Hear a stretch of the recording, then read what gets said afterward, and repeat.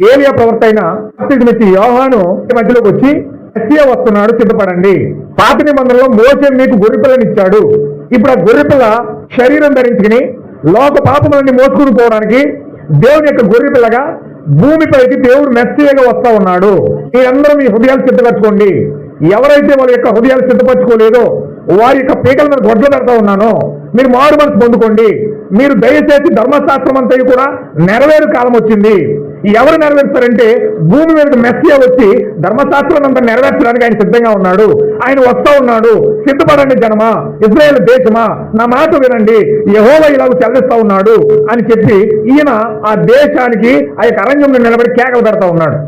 ఏంట కేకలంటే ఇజ్రాయేల్ దేశమంతయు కూడా ఆ యొక్క యోహాను యొక్క స్వరం విని ధర్మశాస్త్రము రూపము దాల్చి వాక్యము శరీరం ధరించుకుని దేవుడు భూమిపైకి వస్తూ ఉంటే ఈ ధర్మశాస్త్రం పాటించే వాళ్ళందరూ కూడా ప్రవక్తలు ప్రవచించిన ప్రవచనాలన్నీ శరీరధారి అవుతుంటే వాటి వైపు తిరిగే కాలం వచ్చిందని యేసుక్రీస్తులో తిరగండి అని చెప్పి బాప్తిజం ఇచ్చి యోహాను ప్రసంగం చేస్తున్నాడు. బాప్తిజం ఇచ్చి యోహాను యొక్క ప్రసంగం ఏంటంటే మెస్సియా వస్తున్నాడు, రాకడ జరుగుతుంది, ఆ యొక్క దేవుని యొక్క గొర్రెపిల్ల లోక పాపం మోసుకుని పోయే దేవుని గొర్రెపిల్ల మీ మధ్యలోకి వస్తా ఉన్నాడు, ఆయన వైపు తిరగండి, ఆయన వైపు చూడండి, మీ మనసు ఆయన పైన ఉంచండి అని ప్రసంగం మొదలుపెట్టాడు. ఎందుకు అలా ప్రసంగం చేస్తున్నాడంటే ఆ యొక్క బాప్తిజం ఇచ్చి యోహాను కోసం యెషయా గ్రంథంలో యెషయా ప్రవక్త ప్రవచించాడు.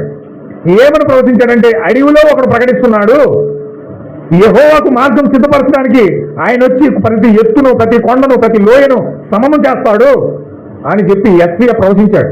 ఆ ప్రవచనాన్ని పట్టుకుని నేను ఏం చేస్తున్నాడంటే ఆ ఎత్తులు పల్లాలన్నీ సమానం చేసుకుంటూ ఆ మెస్సియాకు, ఆ యెహోవాకు మార్గాన్ని సిద్ధపరుస్తున్నాడు. మారు మనసు అంటే అర్థం ఏంటంటే దేవుని యొక్క రాకడకు మార్గమును సిద్ధపరచుకోవడమే. మారు మనసు అంటే సిగరెట్లు మానేయడం, సినిమాలు చూడడం మానేయడం, తాగుడు తాగడం మానేయడం, బూతులు మాట్లాడడం మానేయడం, లేకపోతే ఏయో రకరకాల చిన్న చిన్న కార్యాలు ఉంటాయి కదా శరీర బలహీనతలు, ఆ బలహీనతలన్నీ వదిలేయడం మారు మనసు కాదు. మారు మనసు అంటే అది కాదండి. అట్లా మారు మనసు అంటే ఒకళ్ళ పక్కపాల ఒకరు ఒప్పేసుకోవడం, లేకపోతే ఇంకొకరి దగ్గరికి వెళ్ళి పశ్చాత్తాప పడిపోవడం, లేకపోతే నీకేదో దేవుడు దర్శనం ఇచ్చేసాడు, నువ్వేదో పాపాలు ఒప్పేసుకున్నట్టు పోజిచ్చేసి అక్కడికి వెళ్ళిపోయి నా పాపాలన్నీ క్షమించే ప్రభువా, నా పాపాలన్నీ క్షమించే అమ్మని కౌలితో ముద్దెట్టేసి మళ్ళీ చేసేత పాపం. మారు మనసు అంటే అది కాదండి. మారు మనసు అంటే అర్థం ఏంటంటే నీవు దేవుని యొక్క రాకడకు మార్గం సిద్ధపరచుకోవడమే. దేవుడు ఎలా వస్తున్నాడు నీలోకి? పరిశుద్ధాత్మగా వస్తా ఉన్నాడు. ఇప్పుడు ఏ పరిశుద్ధాత్మ అయితే నువ్వు చూస్తావో ఆ పరిశుద్ధాత్మకు నువ్వు మార్గం సిద్ధపరచడమే మారు మనసు.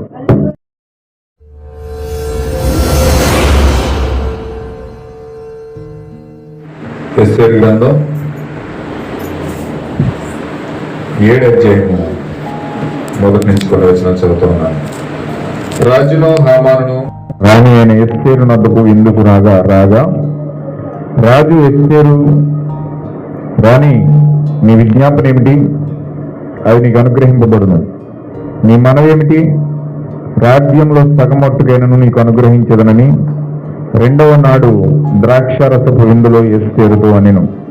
అప్పుడు రాణి అయిన ఎస్తేరు ఇలాగూ ప్రత్యుత్తరం ఇచ్చాను, రాజా, నీ దృష్టికి నేను దయ పొందిన దానిని ఎడల రాజు అయిన తమకు సమ్మతి అయితే నా విజ్ఞాపన బట్టి నా ప్రాణమును, నా మనవిని బట్టి నా జనులను నాకు అనుగ్రహింపబడుదురుగాక. సంహరించబడుటకును, హతము చేయబడుటకును, నశించుటకును నేను నా జనులతో కూడా అమ్మబడిన వారము. మేము దాసులముగాను దాసురాండులుగాను అమ్మబడిన ఎడల నేను మౌనిగా ఉందును. ఏలైనగా మా విరోధిని తప్పించుకొనుటకే మేము రాజు వద్ద తమరికి శ్రమపరిచే యుద్ధము కాదు. అందుకు రాజైన అహస్వరోసు ఈ కార్యము చేయుటకు తన మనసు దృఢపరుచుకున్నవాడెవడు? వాడేడి అని రాణియగు ఎస్తేరును అడుగగా ఎస్తేరు, మా విరోధియగు ఆ పగవాడు దుష్టుడని ఆమానే అనెను. అంతటా ఆమాను రాజు ఎదుటను రాణి ఎదుటను భయాక్రాంతుడాయెను. రాజు ఆగ్రహం పొంది ద్రాక్షరసపు విందును విడిచి నగరవనముకు పోయాను. అయితే రాజు తనకు ఏదో హాని చేయనుద్దేశించినని హామాను తెలుసుకొని రాణి అని ఎస్తేరు ఎదుట తన ప్రాణము కొరకు విన్నపము చేయుటకై నిలిచాను.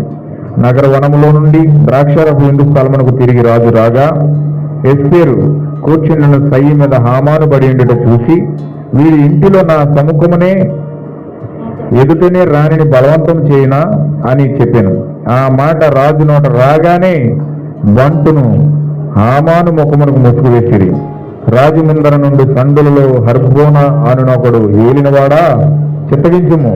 రాజు మేలు కొరకు మాట్లాడిన మొద్దుకైన ఉరితీటకు హామాను చేయించిన 50 మూరల ఎత్తుగల ఉరికొయ్యి హామాను ఇంటి యొద్ద నాటబడి ఉన్నదనగా రాజు దాని మీద వాణ్ణి ఊరితీయడని ఆజ్ఞ ఇచ్చెను. కాగా హామాను మొద్దుకే సిద్ధం చేసిన ఉరికొయ్యి మీద వారు అతనినే ఉరితీసిరి. అప్పుడు రాజు యొక్క ఆగ్రహము చల్లారెను. దేవుడు వాక్యం దీవించిన గాక. చిన్న ప్రార్థన చేసుకుందాం. మహోన్నతుడా, సర్వశక్తిమంతుడా, సర్వాధికారి, జీవం కలిగిన ప్రభువా, కృపగలమ యేసు నీకు వందనములు ప్రభువా. ఇదిగో ప్రభువా, ఇప్పుడు ప్రభురాత్రి భోజనం తీసుకోవడానికి మేము సిద్ధపడుతూ ఉన్నాం. మా హృదయాలు మీరు సిద్ధపరచండి ప్రభువా. మా జీవితాలు సిద్ధపరచండి తండ్రి. యోగ్యమైన జీవితాలు మాకు దయచేయండి ప్రభువా. అయోగ్యమైన జీవితాలు తీసివేయండి ప్రభువా. మురికి హస్తాలు తీసివేయండి ప్రభువా. మురికి జీవితాలు తీసివేయండి ప్రభువా. నీ నామంలో నీ యొక్క ప్రభురాత్రి భోజనం సమీపిస్తూ ఉండగా నిర్దోషమైన చేతులతో నిష్కలంకమైన హృదయంతో నేను సమీపించడానికి ఏ విధంగా నేను సిద్ధపడాలో నీ వాక్యం ద్వారా మాకు నేర్పించండి ప్రభువా. ప్రతి బిడ్డతో మీరు మాట్లాడండి తండ్రి. ప్రతి బిడ్డను మీరు స్పందించండి ప్రభువా. నీ ఆత్మతో వారిని బలపరచుదువు గాక. దేవ నీ ఆత్మతో వారిని ఒప్పింపచేయుదువు గాక. నీ ఆత్మతో వారిని సరిచేయుదువు గాక. నీ ఆత్మ ప్రభువా సమస్తమును మా జీవితాల్లో మేలుకరంగా జరిగించేది తండ్రి.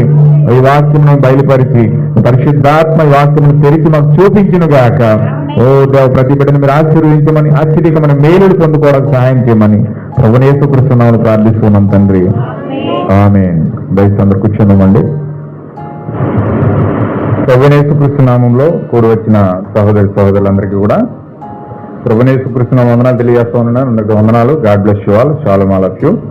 సమయంలో మనము ప్రభురాత్రి భోజనం తీసుకోవడానికి మనము సిద్ధపడి ఉన్నాము కనుక చక్కగా మన జీవితాలు చక్కదిద్దుకుని ఆ ప్రభురాత్రి భోజనంలోకి వెళ్ళడానికి దేవుడు మనకు సహాయం చేయాలని నిర్దోషమైన చేతులతో నిష్కలంకమైన హృదయంతో దోషారోపణ చేయని హృదయంతో మనము ఆ యొక్క ప్రభురాత్రి భోజనం తీసుకోవడానికి దేవుడు మనకు సహాయం చేయను గాక. ఆమేన్. హల్లెలూయా. ఉదయకాలంలో దేవుడు అద్భుతమైన రీతిలో మనతో మాట్లాడాడు. అందుని బట్టి నేను చాలా సంతోషిస్తాను. ఆయన నామమునకే మహిమ, ఘనత, ప్రభావం కలుగును గాక. హల్లెలూయా. ఈ సమయంలో ఒక చిన్న అంశం మీతో మాట్లాడాలని నేను స్థిరపరచబడ్డాను. దేవుడు సహాయం కొలది, నడిపించబడని కొలది నేను ముందుకు వెళ్తాను. దేవుడు మనకు సహాయం చేయను గాక. ఇక్కడ కొన్ని విషయాలు మీతో మాట్లాడాలి. ఖచ్చితంగా ఈ యొక్క అంత్యకాల వర్తమానంలో దేవుడు ప్రవక్త ద్వారా దేవుడు మనకి అపోస్తుల బోధన పరిచయం చేశాడు. హల్లెలూయా. అంతకుముందు అపోస్తుల బోధ అనుకున్నాం, కానీ ఎప్పుడైతే వర్తమానంలోకి వచ్చామో నిజమైన అపోస్తుల బోధ మనకు పరిచయం అయింది. నిజమైన ప్రవర్తనకి క్రమం మనకు తెలిసింది. దాన్ని బట్టి ముందుకు వెళ్ళి నిజమైన పునాది మీద మనము కట్టబడుచున్నామని నమ్ముతున్నాం. హల్లెలూయా. ఈ యొక్క అంత్యకాల వర్తమానంలో అపోస్తుల బోధ యొక్క పునాదిగా దేవుడు మనకు 3 కార్యాలు ఇచ్చాడు. ఆ కార్యాలు ఏమిటంటే, ఈ సంఘమునకు పునాది మొదటి మూలరాయి ఏమిటంటే ప్రభు అయిన యేసుక్రీస్తు నామములో బాప్తిజమము, రెండవదిగా పాద పరిచర్య. హల్లెలూయా. దేవునికి మహిమ కలుగును గాక. ఇప్పుడు ఎవరైతే ప్రభురాత్రి భోజనం తీసుకుంటా ఉన్నారో, యేసుక్రీస్తు నామములో బాప్తిజం పొందుకొని ప్రభురాత్రి భోజనం తీసుకుంటున్నారో, వారు పాద పరిచర్య చేసి నిజంగా దేవుని యొక్క అభిషేకం చేత వారు నింపబడుతున్నారని మనం నమ్ముతున్నాం. హల్లెలూయా. దేవుని యొక్క మొదటి మెట్టు ఏంటంటే, మొదటి మెట్టులో 3 కార్యాలు ఉన్నాయి. అది ప్రభు అయిన యేసుక్రీస్తు నామములో బాప్తిజమము, తరువాత ప్రభురాత్రి భోజనము, తర్వాత పాద పరిచర్య. ఈ యొక్క 3 కార్యాలు కలిపి ఒక మెట్టుగా ఉన్నాయి. ఎప్పుడైతే మెట్టు మనము వెళ్తున్నామో ఆత్మాభిషేకంతో, పరిశుద్ధాత్మతో మనము ఆ 3 కార్యాలు చేస్తా ఉన్నాము. అనదర్ స్టెప్, నెక్స్ట్ స్టెప్ ఎక్కడానికి దేవుడు మనకు కృప చూపిస్తాడు. హల్లెలూయా. భక్తి శ్రద్ధలతో ఎప్పుడైతే మనం అందులో ప్రవేశిస్తా ఉన్నామో దేవుని యొక్క ఆత్మాభిషేకము మన మీద కుమ్మరిస్తా ఉన్నాడు. ఈరోజు ప్రవక్త ద్వారా కొన్ని విషయాలు మాట్లాడి నేను మెసేజ్లోకి వెళ్తాను. దేవుడు ప్రవక్త ద్వారా కొన్ని విషయాలు, సహవాసం అనే మెసేజ్లో కొన్ని విషయాలు మనకు చెప్పడం జరిగింది. కొన్ని విషయాలు మీకు చదివి వినిపించి నేను అందులో నుంచి ఎస్తేరు గ్రంథంలోకి వెళ్దాం. హల్లెలూయా. ఎంతమంది వినడానికి సిద్ధంగా ఉన్నారండి? సహవాసము అనే మెసేజ్ నేను చదువుతా ఉన్నాను. కొంచెం జాగ్రత్తగా మీరు విని గ్రహించడానికి ప్రయత్నించండి. ఖచ్చితంగా నిజమండి, అది నిజము. కానీ ఇక్కడ మనము చదువుతున్నది ఏమనగా అక్షరాల ప్రభురాత్రి భోజనము తీసుకున్నామని పౌలు మాట్లాడుతున్నాడు అని నేను అన్నాను. నా జ్ఞాపకార్థం ఇది చేయుడి అని యేసు చెప్పాను. నా జ్ఞాపకార్థమై మీరు దీన్ని చేయనప్పుడల్లను ప్రభు వచ్చే వరకు ఆయన మరణమును మరియు ప్రచురము చేయుచున్నారు. చూసారా, ఇప్పుడు దాన్ని మనము తీసుకొనవలసి ఉన్నాము.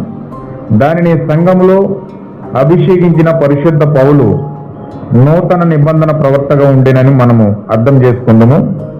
పేతురు, యాకోబు, యోహాను వారందరూ కూడా మత్తయి, మార్కు, లూకా యేసు చేసిన దానినే లేఖకుల వలె రాసిరి. కానీ పౌలు సంగతులను క్రమములో ఉంచెను. అతడు క్రొత్త నిబంధన యొక్క ప్రవక్త ఉండెను. బైబిల్లోని మొదటి 5 గ్రంథాలు ప్రోయుటకు కావలసిన దైవావేశమును పొందుటకు మోషే అరణ్యంలోనికి వెళ్ళిన రీతిగా పౌలు కూడా ఎడారిలోనికి వెళ్ళి దేవుని నుండి ప్రేరణ పొంది పాత నిబంధనలో మాదిరిగాను క్రొత్త నిబంధన సంఘమును క్రమంలో ఉంచు ఆవేశమును పొందెను. హల్లెలూయా. మోషే ఎలాగైతే సీనాయి పర్వతం మీదకి వెళ్ళి దేవునితో మాట్లాడి ఏ విధంగా అయితే ప్రభురాత్రి భోజనం అక్కడ ఆ యొక్క ధర్మశాస్త్రాన్ని తీసుకుని వచ్చాడో 5 ఖండాలు రాశాడు. సీనాయి పర్వతం మీదకి వెళ్ళి 5 ఖండాలు రాశాడు. ఆది కాండము, నిర్గమకాండము, లేవీ కాండము, సంఖ్యాకాండము, ద్వితీయోపదేశ కాండము. ఈ 5 ఖండాలు మోసే సీనాయి పర్వతం మీదకి వెళ్ళి దేవుడితో మాట్లాడి దేవుడు ఏదైతే చెప్తున్నాడో అది చెప్పిన వాక్యాన్ని అంతా తీసుకొచ్చి ఆ యొక్క 5 ఖండాలు రాశాడు. హల్లెలూయా. అలాగే పౌలు గారు కూడా మోషే కొండ మీదకి వెళ్ళినట్లుగా పౌలు గారు కూడా కొత్త నిబంధనలో అరేబియా సముద్రానికి వెళ్ళి పరిశీలించి దేవుని వాక్యాన్ని తెలుసుకుని దేవుని యొక్క దూత దర్శించడం ద్వారా బైబిల్ గ్రంథంలో పౌలు గారు 14 పత్రికలు రాశాడండి. హల్లెలూయా. ఏ దూత అయితే మోషేను కనుపోయిందో అదే దూత మరలా పౌలు గారిని కొనుపోయి 14 పత్రికలు రాయడానికి, కొత్త నిబంధన రాయడానికి దేవుడు పౌలు గారిని ఎన్నుకున్నాడు. కొత్త నిబంధన యొక్క ప్రవక్త ఎవరంటే అపోజిట్ పౌలు గారే ఉన్నాడు. పాత నిబంధన యొక్క మేజర్ ప్రాఫిట్, పెద్ద ప్రవక్త ఎవరంటే మోషే ఉన్నాడు. మీరు చాలా జాగ్రత్త గుర్తుపెట్టుకోవాలి.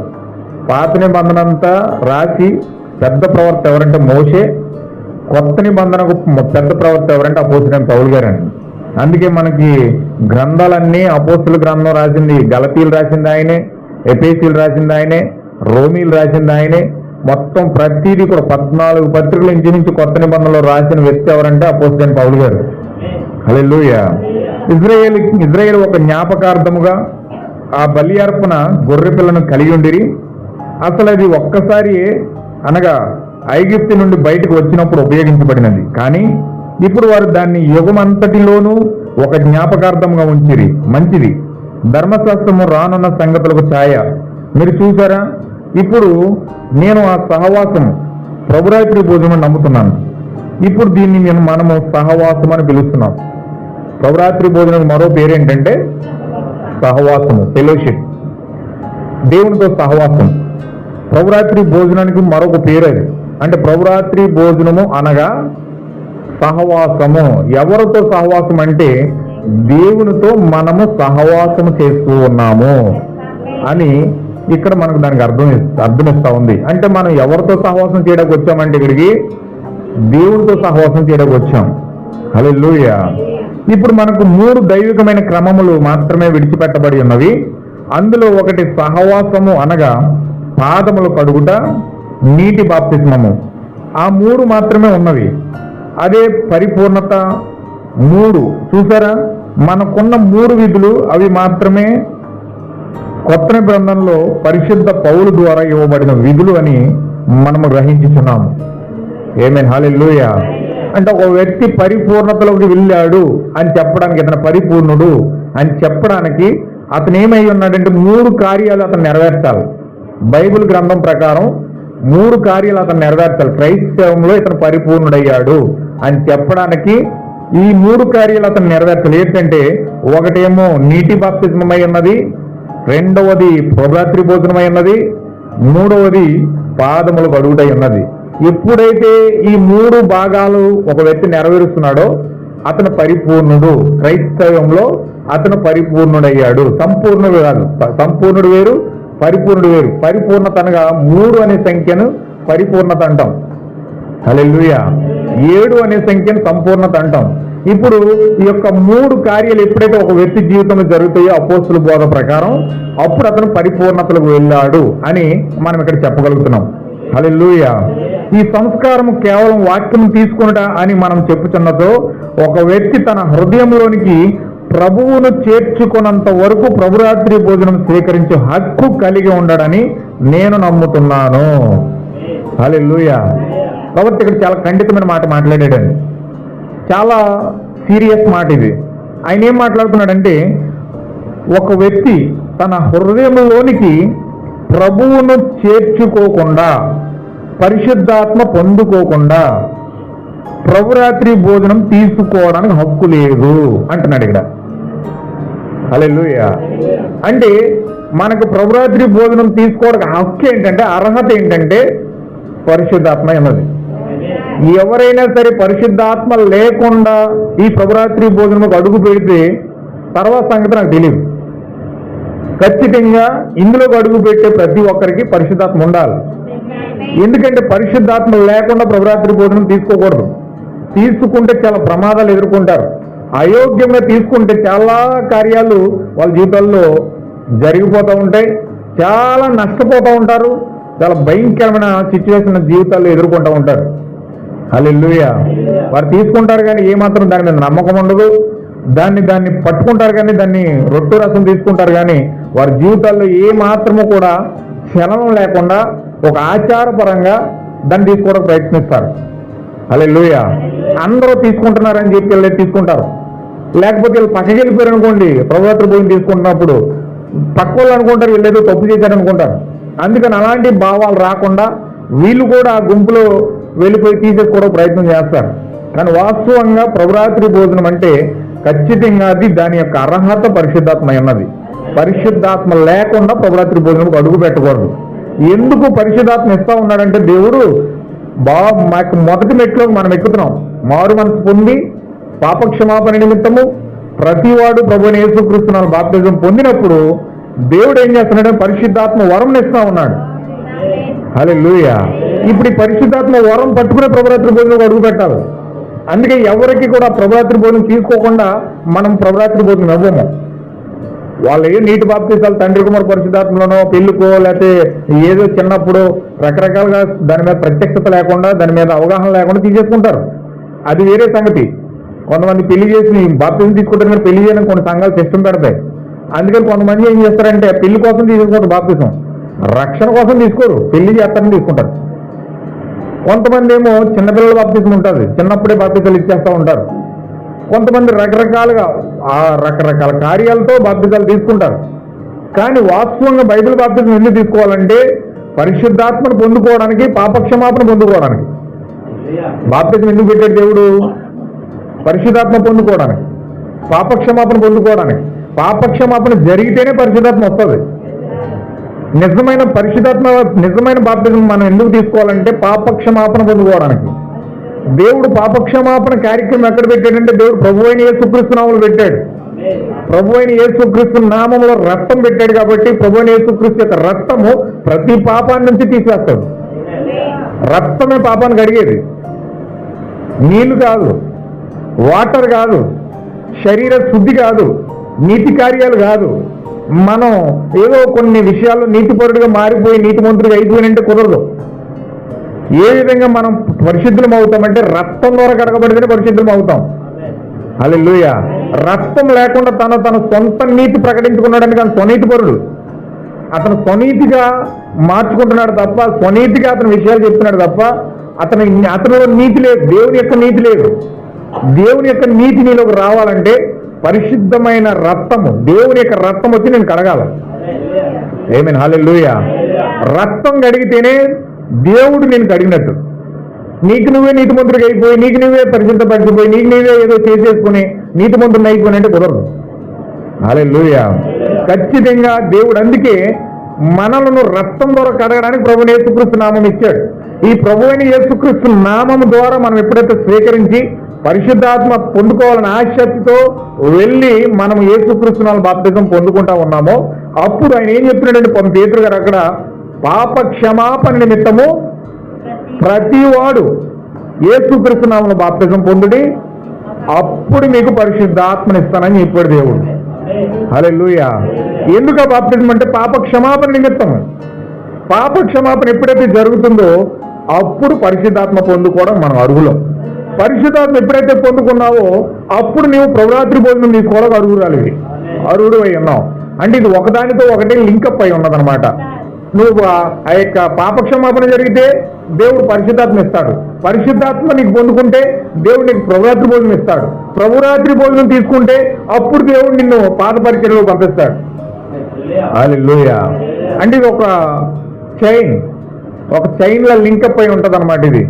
అందుకే ప్రవక్త చాలా పకడ్బందీగా ఆజ్ఞ జారీ చేశాడు, పరిశుద్ధాత్మ లేకుండా దయచేసి ఎవరు కూడా ప్రభురాత్రి భోజనం తీసుకోవడానికి అర్హులు కాదు. హల్లెలూయా. అంటే మీకు మీ హృదయాలు ఖచ్చితంగా నిర్ధారణ ఉండాలి, నా జీవితంలో పరిశుద్ధాత్మ ఉంది, పరిశుద్ధాత్మను బట్టి నేను అర్హత కలిగి నేను ప్రభురాత్రి భోజనం తీసుకోవడానికి వెళ్తున్నాను అని చెప్పి నీకు ఒక నిశ్చయిత ఉండాలి. హల్లెలూయా. నేను పాపాలు ఒప్పేసుకున్నాను కదా, దేవుడు నన్ను కడిగేశాడు కదా, నేనేదో బాప్తిజం తీసేసుకున్నాను కదా, నేనేదో చేసేసాను కదా, ఏదో నీకు నువ్వు భ్రమపడిపోయి ప్రభురాత్రి భోజనం తీసుకోవడం రావద్దు. ఖచ్చితంగా ఒకవేళ పరిశుద్ధాత్మ పొందుకుంటే సంతోషంగా దేవుడు ఏకీభవించి ప్రభురాత్రి భోజనం తీసుకోండి. లేకపోతే ఖచ్చితంగా మోకరించి ప్రార్థించి, ప్రభువా నాకు పరిశుద్ధాత్మ ఉందో లేదో నాకు నిజంగా తెలియదు, దయచేసి నాకు ఒక రూఢినెస్, ఒక నిర్ధారణ ఇది, దాని తర్వాత నేను ప్రభురాత్రి భోజనం తీసుకుంటాను. ఆ యొక్క ఒకవేళ నేను ఈ యొక్క అనుమానంతో నేను వెళ్తూ ఉన్నాను కాబట్టి దయచేసి నాకు ఒక రుజువు కావాలి అని చెప్పి రుజువుని అడిగి, క్షమాపణ అడిగి, పరిశుద్ధాత్మ పొందుకునే అంత నిశ్చయత దేవుడు నీకు ఇమ్మని అడిగి ధైర్యంగా ప్రభురాత్రి భోజనం రావాలి. హల్లెలూయా. లేకపోతే అడగాలి, ఉంటే సంతోషం. హల్లెలూయా. Okay, right. ఇప్పుడు ఈ సంస్కారం కేవలం వాక్యం తీసుకొనుట అని మాత్రము చెప్పుచున్నట్టు ఒక వ్యక్తి హృదయంలో ప్రభువును చేర్చుకున్నంత వరకు ప్రభురాత్రి భోజనం స్వీకరించుట హక్కు కలిగి ఉండడం నేను నమ్ముతున్నాను. చూసారా, ఎందుకనగా కొద్ది క్షణాల్లో నేను మీ కొరకు చదివి వినిపించుదును మరియు మీరు చూడగలరు. ఇప్పుడు గమనించండి, అప్పుడు ఎందుకు మనము అదే ప్రతిపాదిక మీద మనము సంపూర్తిగా రక్షణ సైన్యము నీతిమంతులుగా తీర్చవచ్చును.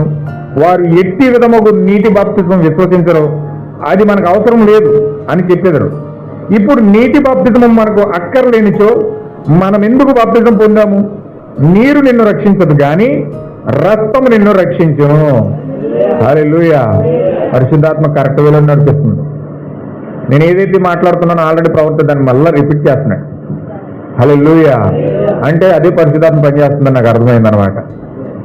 మీకు కూడా అర్థమవ్వాలి. ఏమాన్, నీరు మనిషిని రక్షించదు. బాప్తిజం పొందినంతరానే శుద్ధీకరణ జరిగిపోదు. బాప్తిజం పొందినంతరానే నీతిమంతుడు అయిపోలేదు. బాప్తిజం పొందినంతరానే పరలోకం సర్టిఫికెట్ వచ్చేలేదు. హల్లెలూయా. బాప్తిజం పరలోకం సర్టిఫికెట్ కాదు. బాప్తిజం ఒక రుజువు మాత్రమే. దేనికి రుజువు అంటే, నేను ప్రభువైన యేసుక్రీస్తు యొక్క రక్తాన్ని నమ్ముతున్నాను, ఆయన నా పాపం కోసమే చనిపోయాడు, నా పాపం కోసం ఆయన బలి అయిపోయాడు, ఆయన రక్తాన్ని, ఆయన సిలువను, ఆయన యొక్క త్యాగాన్ని నేను నమ్ముతున్నాను అని ఖచ్చితంగా చెప్పి బహిరంగంగా సాక్ష్యం ఇవ్వడమే బాప్తిజమై ఉన్నది. హల్లెలూయా. బాప్తిజం అంటే నువ్వు బహిరంగంగా దెయ్యాలకి, మనుషులకి, దూతలకి, దేవుడికి, అందరికీ బహిరంగంగా సాక్ష్యం ఇవ్వడమే బాప్తిజం, రక్షణ కాదు. బాప్తిజం రక్షణ కాదండి. బాప్తిజం నిన్ను రక్షించదు, నీరు నిన్ను రక్షించదు. నిన్ను రక్షించదు ఏమిటంటే రక్తమై ఉన్నది. హల్లెలూయా. Okay, right. నేను దానితో సమ్మతించేదను, అది సరియే. నీరు కాదు కానీ రక్తమే నిన్ను రక్షించును. కానీ అంతరంగమందు ఒక కృపాకార్యము జరిగినదనుటకు ఒక బాహ్య కదలికగా తప్పకుండా మనము నీటి బాప్తిజం తీసుకొనవలెను. ఆమేన్. హల్లెలూయా. ఏం చెప్తున్నాడండి? అంతరంగంలో ఒక కృపాకార్యం జరిగింది అని బాహ్యంగా నువ్వు చెప్పడానికి తప్పకుండా బాప్తిజం పొందుకోవాలట. అంటే బాప్తిజం ఎందుకు? నీ అంతరంగంలో దేవుడు కార్యం చేశాడు, ఒక మారు మనసు జరిగింది, ఇది వాక్యము సత్యము, ఇది ఖచ్చితంగా సత్యము, దీన్ని నేను వెంబడించాలి, దీనిని వెంబడిస్తే ఖచ్చితంగా నేను దేవుడి దగ్గరికి వెళ్తాను, దేవుడు నాలోకి వస్తాడు అనే పరిపూర్ణమైన విశ్వాసం నీలోకి వస్తే అప్పుడు ఆ విశ్వాసానికి రుజువుగా బాప్తిజం తీసుకుంటావట. హల్లెలూయా. అందుకే అందరూ బాప్తిజం పొందుకోలేరు, అందరూ బాప్తిజం దగ్గరికి రారండి. ఎందుకంటే దాని మీద ఒక ప్రత్యక్షత ఉండదు, ఒక అవగాహన ఉండదు.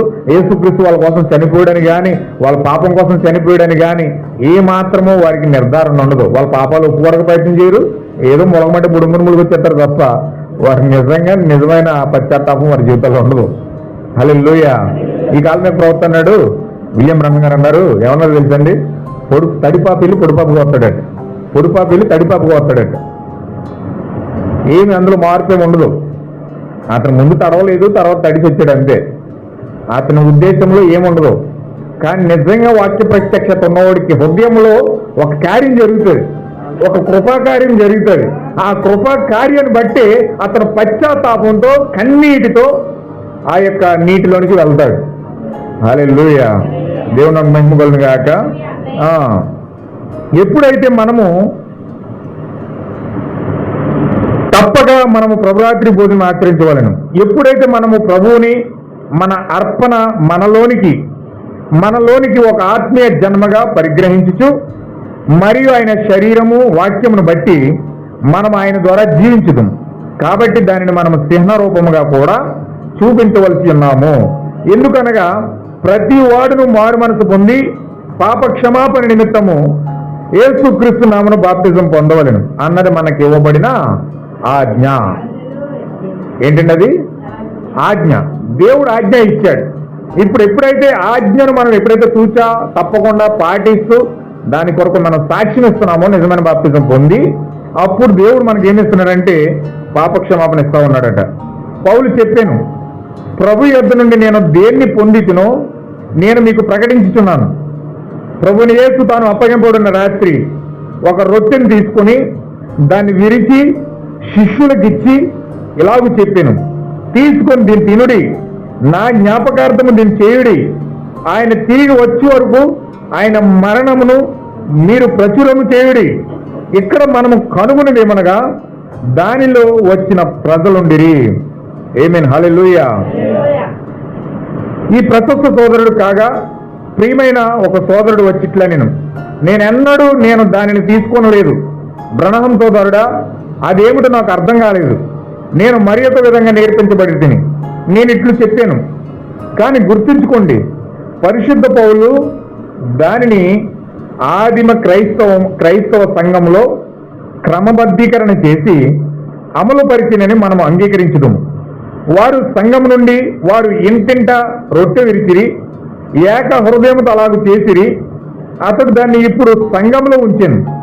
గలతీ పత్రిక 1:8 పౌలు గారు ఇట్లు పలుకుతూ ఉన్నాడు, పరలోకం నుండి ఒక దూత దిగి వచ్చి మరొక విధముగా బోధించినచో అతడు శాపగ్రస్తుడగునుగాక. మీరు చూడండి, వారికి యోహాను బాప్తిజం కాదని యేసుక్రీస్తు నామములో తిరిగి బాప్తిజం ఇచ్చినది ఇతడే. హల్లెలూయా. చదువుదాం ఒకసారి. అపోస్తుల కార్యాలు 19వ అధ్యాయము 1 నుంచి కొన్ని వచనాలు చదవండి. కొంచెం రూఢీ చేసి నేను వాక్యంలోకి వెళ్తాను. అపోస్తుల కార్యాలు 19వ అధ్యాయం 1వ వచనం. అపోల్లో కొరింథీలో ఉన్నప్పుడు జరిగినది ఏమనగా ఎఫెసునకు వచ్చి కొందరు శిష్యులను చూసి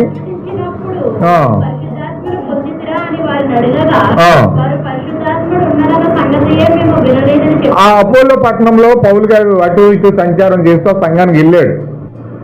ఆ సంఘంలోకి వెళ్ళిన తర్వాత అక్కడ కొంతమంది శిష్యులు క్రైస్తవులు సంఘంలో కూర్చొని పాటలాడుకుంటున్నారు, చక్కగా దేవుణ్ణి ఆరాధిస్తున్నారు, చక్కగా వారి పరిస్థితి బాగుంది. పౌలు గారు వెళ్ళి ఆమెను చూస్తే వాళ్ళ యొక్క వస్త్రధారణ బట్టి, వాళ్ళ మాటలు బట్టి, వారి చూపులు బట్టి, వారి యొక్క వేషధారణ బట్టి పౌలు గారు వెంటనే వారిని అడుగుతా ఉన్నాడు, మీరు విశ్వసించినప్పుడు పరిశుద్ధాత్మ పొందారని అడిగాడు. పరిశుద్ధాత్మ పొందారని అడిగితే వాళ్ళు అన్నారు, పరిశుద్ధాత్ముడు ఉన్నాడన్న సంగతి మేము వినలేదన్నారు. ఆమేన్, హల్లెలూయా. పరిశుద్ధాత్మ పొందుకున్నారని అడిగితే పొందుకున్నామో లేదో మాకే తెలియదు అన్నారు. ఈరోజు చాలా మంది ప్రజలు అలాగే ఉన్నారు. నిజంగా వాళ్ళకి పరిశుద్ధాత్మ ఉందో లేదో వారికి తెలియదు. వాళ్ళు నిజంగా నిజమే చెప్పారు పౌలు గారితో, మేము పరిశుద్ధాత్మ పొందుకున్నామో లేదో మాకు తెలియదు అన్నారు. అప్పుడు పౌలు గారు అన్నాడు, ఏమన్నాడంటే, అప్పుడు అలాగైతే మీరు దేనిని బట్టి బాప్తిజం పొందారు? పౌలు గారి క్వశ్చన్ చూడండి, ఆయన క్వశ్చన్ ఎలాగేస్తున్నాడో చూడండి. మీరు దేన్ని బట్టి బాప్తిజం పొందారు పరిశుద్ధాత్మ పొందుకోకపోతే? అంటే పౌలు గారి క్వశ్చన్ బట్టి మనకి ఏమర్థమవుతుందంటే, పరిశుద్ధాత్మకును బాప్తిజానికి లింక్ ఉంది. ఆమేన్, హల్లెలూయా. మనం చూసాం, ముందు ఇందాక చెప్పాను నేను, ఒకదానికి ఒకటి లింకప్ అయి ఉంది. ఒకదానికి ఒకటి లింకప్ అయి ఉంది. పాప క్షమాపణ జరిగిన తర్వాత పరిశుద్ధాత్మ వస్తుంది. పరిశుద్ధాత్మ వస్తే పరిశుద్ధాత్మ అర్హత మనం ప్రభురాత్రి భోజనం తీసుకోవడానికి వెళ్తా ఉన్నాం. హల్లెలూయా. ఇది ఒకదానితో ఒకటి లింకప్ అయి ఉంది. అయితే ఇక్కడ పౌలు గారు ఏమంటున్నాడంటే, మీరు బాప్తిజం పొందారు కానీ పరిశుద్ధాత్మ పొందుకోలేదు అంటున్నారు. పొందుకున్నామో లేదో మాకు తెలియదు అంటున్నారు. మరి ఎలాగైతే ఎలా పొందారు మీ బాప్తిజం? దేనిని బట్టి బాప్తిజం పొందారు మీరు అని పౌలు గారు అడిగాడు. అడిగితే వాళ్ళు ఏం చెప్తున్నారంటే, వారు యోహాను బాప్తిజం బట్టి చెప్పారు. ఆహా, వీళ్ళకి ఎవరిచ్చారంటే యోర్దాను నదిలో బాప్తిజం ఇచ్చి యోహాను ఇచ్చాడు. ఏకంగా బాప్తిజం ఇచ్చి యోహాను బాప్తిజం ఇచ్చాడు. అయినా సరే పరిశుద్ధాత్మ పొందుకోలేదు. ఏమన్, హల్లెలూయా. బాప్తిజం ఇచ్చి యోహాను ఇచ్చిన పరిశుద్ధాత్మ పొందుకోలేదు. ఎందుకు పొందుకోలేదు? దేని కొరకు పొందుకోలేదు అంటే ఇక్కడ పౌలు గారు దాన్ని వివరిస్తున్నాడు చూడండి.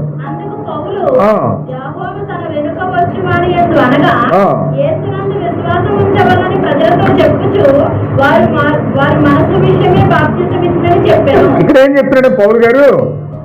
యోహాను బాప్తిజం ఎందుకు ఇచ్చాడంటే మారు మనసు నిమిత్తం బాప్తిజం ఇచ్చాడంట. దేనికోసం అండి? మారు మనసు నిమిత్తం బాప్తిజం ఇచ్చాడట. అంటే మారు మనసుకి రక్షణకి సంబంధం లేదు. మారు మనసు వేరు, రక్షణ వేరు. రక్షణ మారు మనసు ఒకటి కాదు. చాలా మంది ప్రజలు ఈరోజు ఎలా గలిబిలి చేసేసి ప్రజలను మారు మనసు రక్షణను బోధిస్తున్నారు. ఎల్ఈఎఫ్ అనే ఒక సంఘం ఉంటుంది. బ్రదర్ జాషువా డానియల్ అనే ఒక వ్యక్తి ఏం చేశాడంటే, ప్రజలను మారు మనసుకు తీసుకొచ్చి ఆ మారు మనసే రక్షణను బోధించి అనేక మంది కోట్ల మందిని మోసం చేశాడు ఆయన. అదే రక్షణను బోధించేశాడు. ఈరోజు అనేక మంది మా యొక్క ఎల్ఈఎఫ్ సంఘం యొక్క సభ్యులు ఏం చేస్తారంటే, ఆ మారు మనసే రక్షణని నమ్మి వాళ్ళు స్వనీతిగా వాళ్ళు నీతిమంతులు అయిపోయి ఇంకెవరు చెప్పిన వినరాళ్ళు, ఇంకెవరు చెప్పిన పట్టించుకోరు. వాళ్ళు సొంత నీటి మీదే పునాదేశం కట్టబడిపోయారు. ఆమేన్, హల్లెలూయా. దేవుని నామమునకు మహిమ కలుగును గాక. ఎందుకు అలా కట్టబడ్డారంటే వాళ్ళు మారు మనసు రక్షణ రెండు కలిపేశారు వాళ్ళు. కానీ మారు మనసు వేరు, రక్షణ వేరు. మారు మనసు అంటే అర్థం ఏంటంటే మనస్సు మారుట. ఏంటండి అది? ఆ పేరులోనే ఉన్న అర్థం. మారు మనసు అంటే మనస్సు మారుట. మనస్సు మారడం అనేది క్షణానికి ఒకలా మారిపోవచ్చు. మనసు ఈ రోజున్న మనసు రేపు ఉండదు. క్షణానికో మనసు ఉంటుంది, క్షణానికో ఆలోచన వస్తుంది. హల్లెలూయా. స్థిరమైన మనసు మనకు లేదు కనుక ఈ రోజు తీసుకున్న నిర్ణయాన్ని బట్టి మనం రేపు ఉండలేం. ఈ రోజు కాదన్నది రేపు అవునంటాం, ఇవాళ అవునన్నది రేపు కాదంటాం. మనసు అనేది స్థిరంగా ఉండదు. ఇవాళ ఒప్పుకున్నది రేపు చేస్తాం. అందుకే చాలా మంది మంచి ఒప్పుకోలు బలిపీఠం దగ్గర ఒప్పుకుంటారు, కానీ అది మళ్ళా రోజున పనికిరాదు. అది పరిస్థితులు ఎదురైనప్పుడు ఇక్కడ మారు మనసు పొందుతారు, పశ్చాత్తాపం పొందుకుంటారు, చక్కగా బలిపీఠం దగ్గర ఒప్పుకుంటారు. ఇంటికి వెళ్ళేటప్పుడు ఏదైనా గొడవ జరిగిందంటే మొత్తం మారు మనసు గిన్నె మనసు మొత్తం ఎగిరిపోతుంది. ఏముండదు అక్కడ.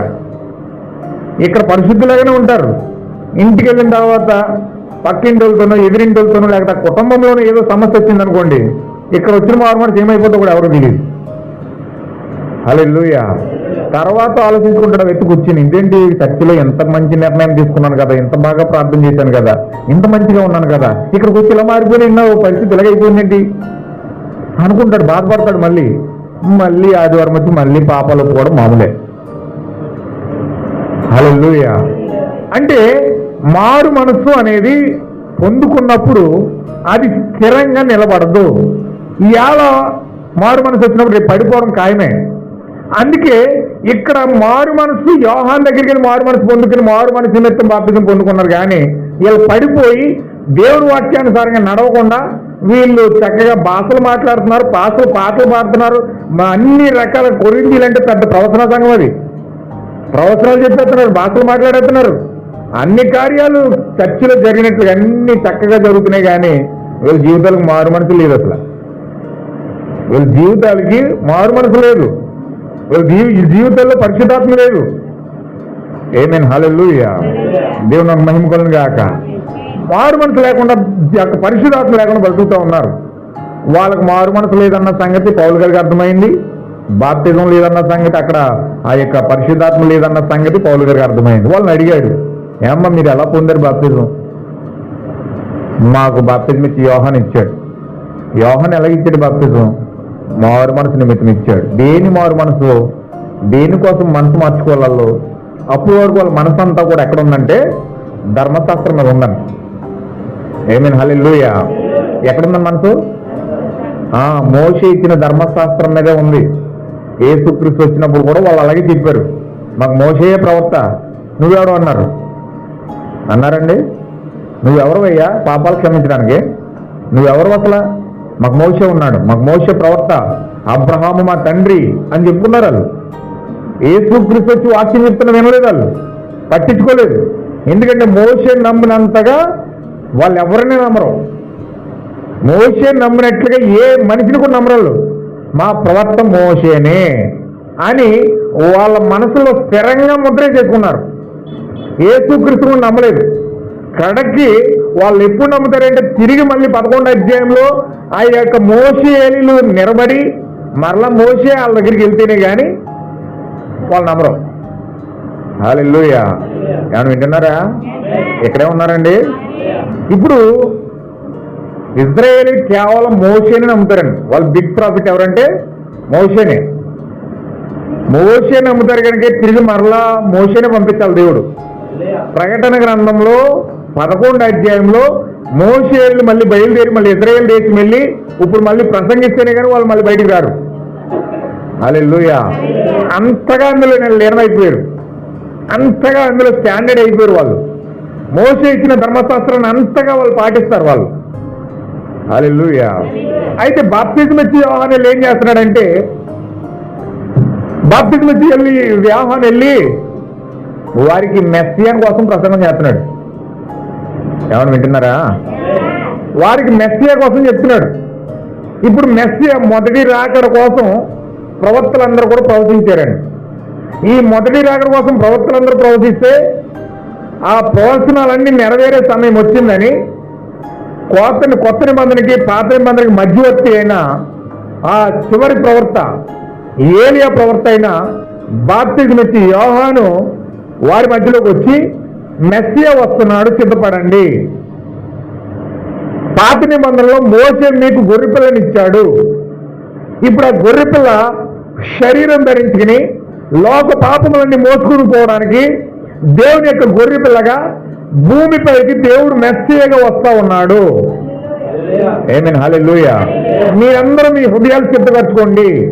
ఎవరైతే వాళ్ళ యొక్క హృదయాలు సిద్ధపరచుకోలేదో వారి యొక్క పీకల మీద గొడ్లు పెడతా ఉన్నానో మీరు మారు మనసు పొందుకోండి.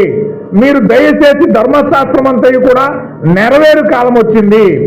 ఎవరు నెరవేరుస్తారంటే భూమి మీదకి మెస్సియా వచ్చి ధర్మశాస్త్రం అంతా నెరవేర్చడానికి ఆయన సిద్ధంగా ఉన్నాడు. ఆయన వస్తా ఉన్నాడు. సిద్ధపడండి జనమా, ఇశ్రాయేలు దేశమా, నా మాట వినండి, యెహోవా ఇలాగ చెల్లిస్తా ఉన్నాడు అని చెప్పి ఈయన ఆ దేశానికి ఆ యొక్క అరణ్యంలో నిలబడి కేకలు పెడతా ఉన్నాడు. ఆమేన్, హల్లెలూయా. ఏంట కేకలంటే ఇజ్రాయెల్ దేశమంతయు కూడా ఆ యొక్క యోహాను యొక్క స్వరం విని ధర్మశాస్త్రము రూపము దాల్చి వాక్యము శరీరం ధరించుకుని దేవుడు భూమిపైకి వస్తూ ఉంటే ఈ ధర్మశాస్త్రం పాటించే వాళ్ళందరూ కూడా ప్రవక్తలు ప్రవచించిన ప్రవచనాలన్నీ శరీరధారి అవుతుంటే వాటి వైపు తిరిగే కాలం వచ్చిందని యేసుక్రీస్తులో తిరగండి అని చెప్పి బాప్తిజం ఇచ్చి యోహాను ప్రసంగం చేస్తున్నాడు. హల్లెలూయా. బాప్తిజం ఇచ్చి యోహాను యొక్క ప్రసంగం ఏంటంటే మెస్సియా వస్తున్నాడు, రాకడ జరుగుతుంది, ఆ యొక్క దేవుని యొక్క గొర్రెపిల్ల లోక పాపం మోసుకుని పోయే దేవుని గొర్రెపిల్ల మీ మధ్యలోకి వస్తా ఉన్నాడు, ఆయన వైపు తిరగండి, ఆయన వైపు చూడండి, మీ మనసులో ఆయన పైన ఉంచండి. హల్లెలూయా అని ప్రసంగం మొదలు పెట్టాడు. ఎందుకు అలా ప్రసంగం చేస్తున్నాడంటే ఆ యొక్క బాప్తిజం ఇచ్చి యోహాను కోసం యెషయా గ్రంథంలో యెషయా ప్రవక్త ప్రవచించాడు. ఏమని ప్రవచించాడంటే అడవిలో ఒకడు ప్రకటిస్తున్నాడు, యెహోవాకు మార్గం సిద్ధపరచడానికి ఆయన వచ్చి ప్రతి ఎత్తును, ప్రతి కొండను, ప్రతి లోయను సమము చేస్తాడు అని చెప్పి యెషయా ప్రవచించాడు. ఆ ప్రవచనాన్ని పట్టుకుని నేను ఏం చేస్తున్నాడంటే ఆ ఎత్తులు పల్లాలన్నీ సమానం చేసుకుంటూ ఆ మెస్సియాకు, ఆ యెహోవాకు మార్గాన్ని సిద్ధపరుస్తున్నాడు. హల్లెలూయా. మారు మనసు అంటే అర్థం ఏంటంటే దేవుని యొక్క రాకడకు మార్గమును సిద్ధపరచుకోవడమే. ఏంటండి అది? మారు మనసు అంటే సిగరెట్లు మానేయడం, సినిమాలు చూడడం మానేయడం, తాగుడు తాగడం మానేయడం, బూతులు మాట్లాడడం మానేయడం, లేకపోతే ఏయో రకరకాల చిన్న చిన్న కార్యాలు ఉంటాయి కదా శరీర బలహీనతలు, ఆ బలహీనతలన్నీ వదిలేయడం మారు మనసు కాదు. మారు మనసు అంటే అది కాదండి అసలు.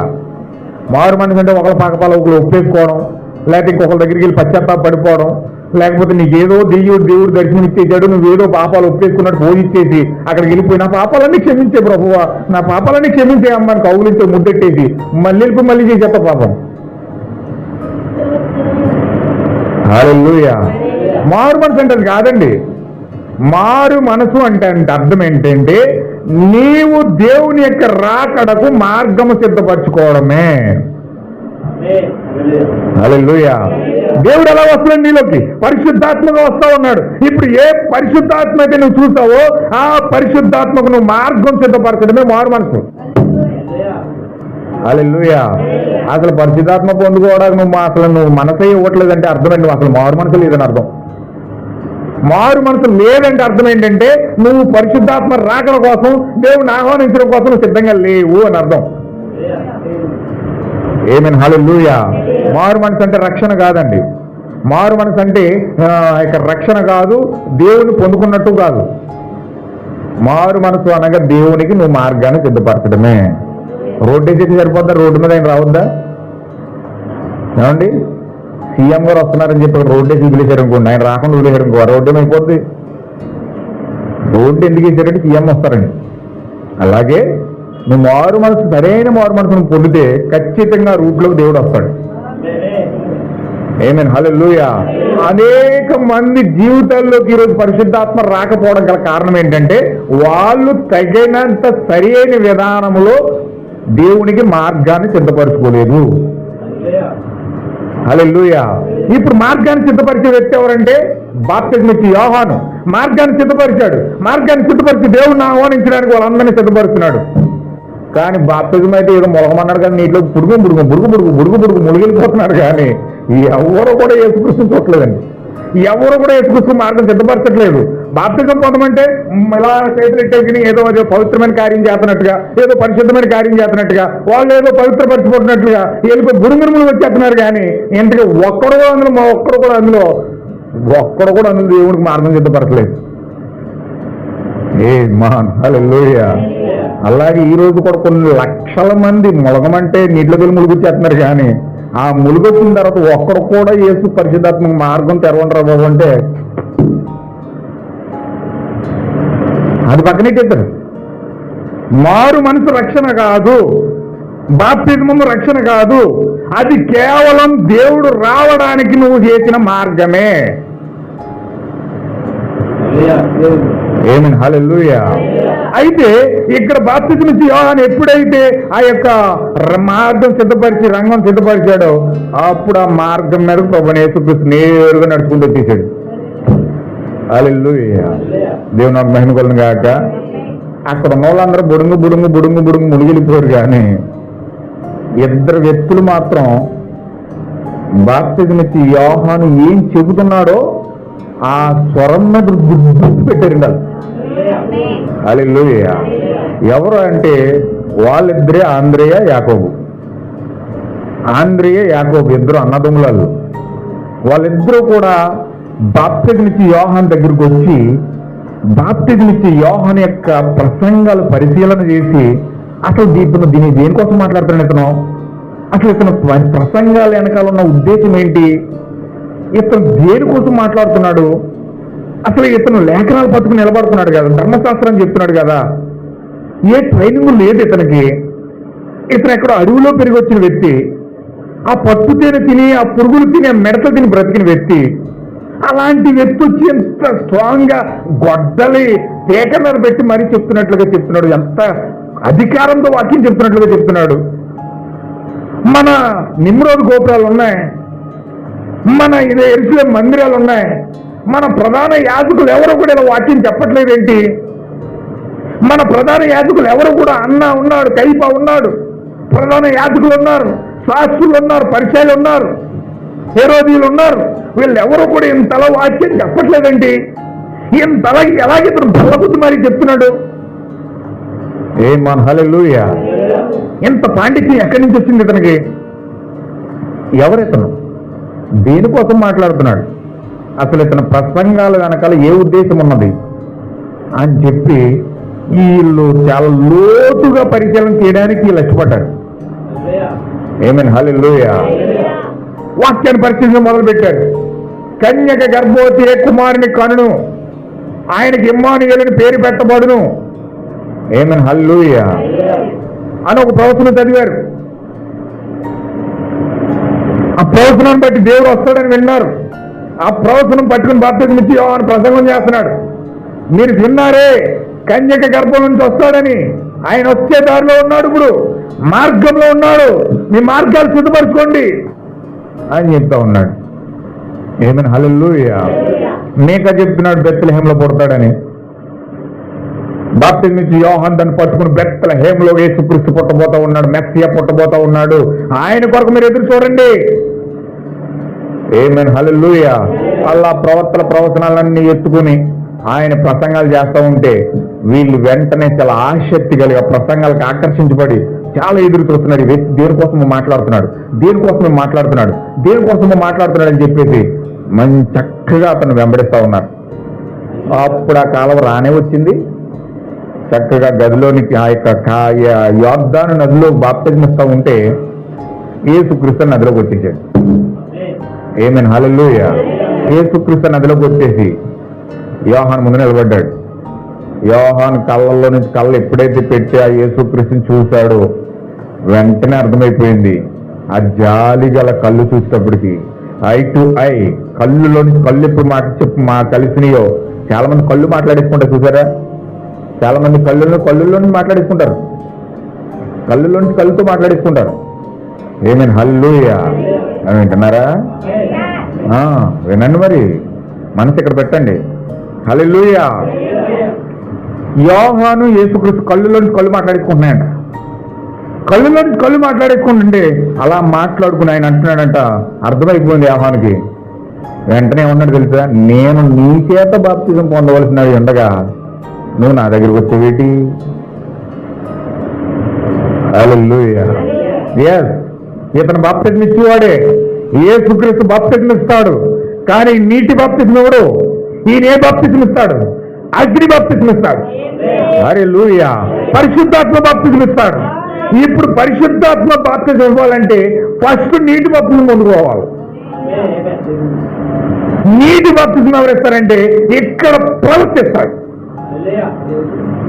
ఇప్పుడు నీటి యావత్తు ఇలా జరగాలి. ఫస్ట్ నీటి బాప్తిజం, తర్వాతే పరిశుద్ధాత్మ బాప్తిజం. యోహాను అంటున్నాడు, ఏమన్నాడు తెలుసా? ఓ ప్రజలారా, నేను మీకు నీళ్లతో బాప్తిజం ఇస్తున్నాను, నా వెనక వచ్చినాడు ఇంకా శక్తిమంతుడు, ఆయన మీకు నీళ్లతోనూ అగ్నితోనూ ఇస్తాడు బాప్తిజం అన్నాడు. హల్లెలూయా. ఇప్పుడు నీటితో బాప్తిజం ఇచ్చేవాడు ఎక్కడున్నాడు? అగ్నితో బాప్తిజం ఇచ్చేవాడు ఎక్కడున్నాడు? ఎదురు బదురు మాట్లాడుకుంటా ఉన్నారు వాళ్ళు. మాట్లాడుకుని ఎప్పుడైతే బాప్తిజం ఇచ్చి యోహాను యేసుక్రీస్తు నామంలో బాప్తిజం ఇచ్చాడో, ఆయన ఇచ్చిందేమి ఎలా ఇచ్చాడు అనుకున్నాం? తండ్రి కుమార పరిశుద్ధం ఉంచలేదు అక్కడ. ఆయన ఎలా ఇచ్చాడు అనుకున్నారు? ఆయన నామంలోనే బాప్తిజం ఇచ్చాడు. ఆయన నామంలోనే ఆయన ములిగాడు. ఆయన ఎప్పుడైతే ఆయన యేసుక్రీస్తునామములో బాప్తిజం పొందుకున్నాడో, యేసుక్రీస్తు ఎప్పుడైతే ఒడ్డుకి రావడం మొదలు పెట్టాడో అక్కడ పౌరుషవరం వస్తా ఉంది. ఈయన నా ప్రియ కుమారుడు, ఈయన నేను నివసించడానికి నేను ఆనందిస్తున్నానని చెప్పి పరలోకం నుండి ఒక స్వరం కూడా వచ్చింది. హల్లెలూయా. దేవుని నమ్ముకోలేదు కాక చాలా జాగ్రత్తగా మీరు గమనించాలి. ఇక్కడ ఎప్పుడైతే పరిశుద్ధాత్మ బాప్తిజం ఇచ్చేవాడు, నీటి బాప్తిజం ఇచ్చేవాడు ఎప్పుడైతే ఎదురు బదురు పడ్డారో వెంటనే అక్కడ ఏం జరిగిందంటే అక్కడ ఒక కార్యం జరిగింది. వాళ్ళిద్దరి మధ్యలోనికి దేవుడు దిగొచ్చేసాడు.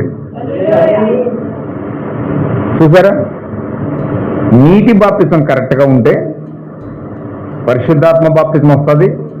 పరిశుద్ధాత్మ బాప్తిజం కరెక్ట్ గా ఉంటే దేవుడు వాళ్ళ మధ్యలోకి వస్తాడు. అక్కడ ఒక క్రమం జరుగుతుంది, ఒక అద్భుతమైన క్రమం జరుగుతుంది.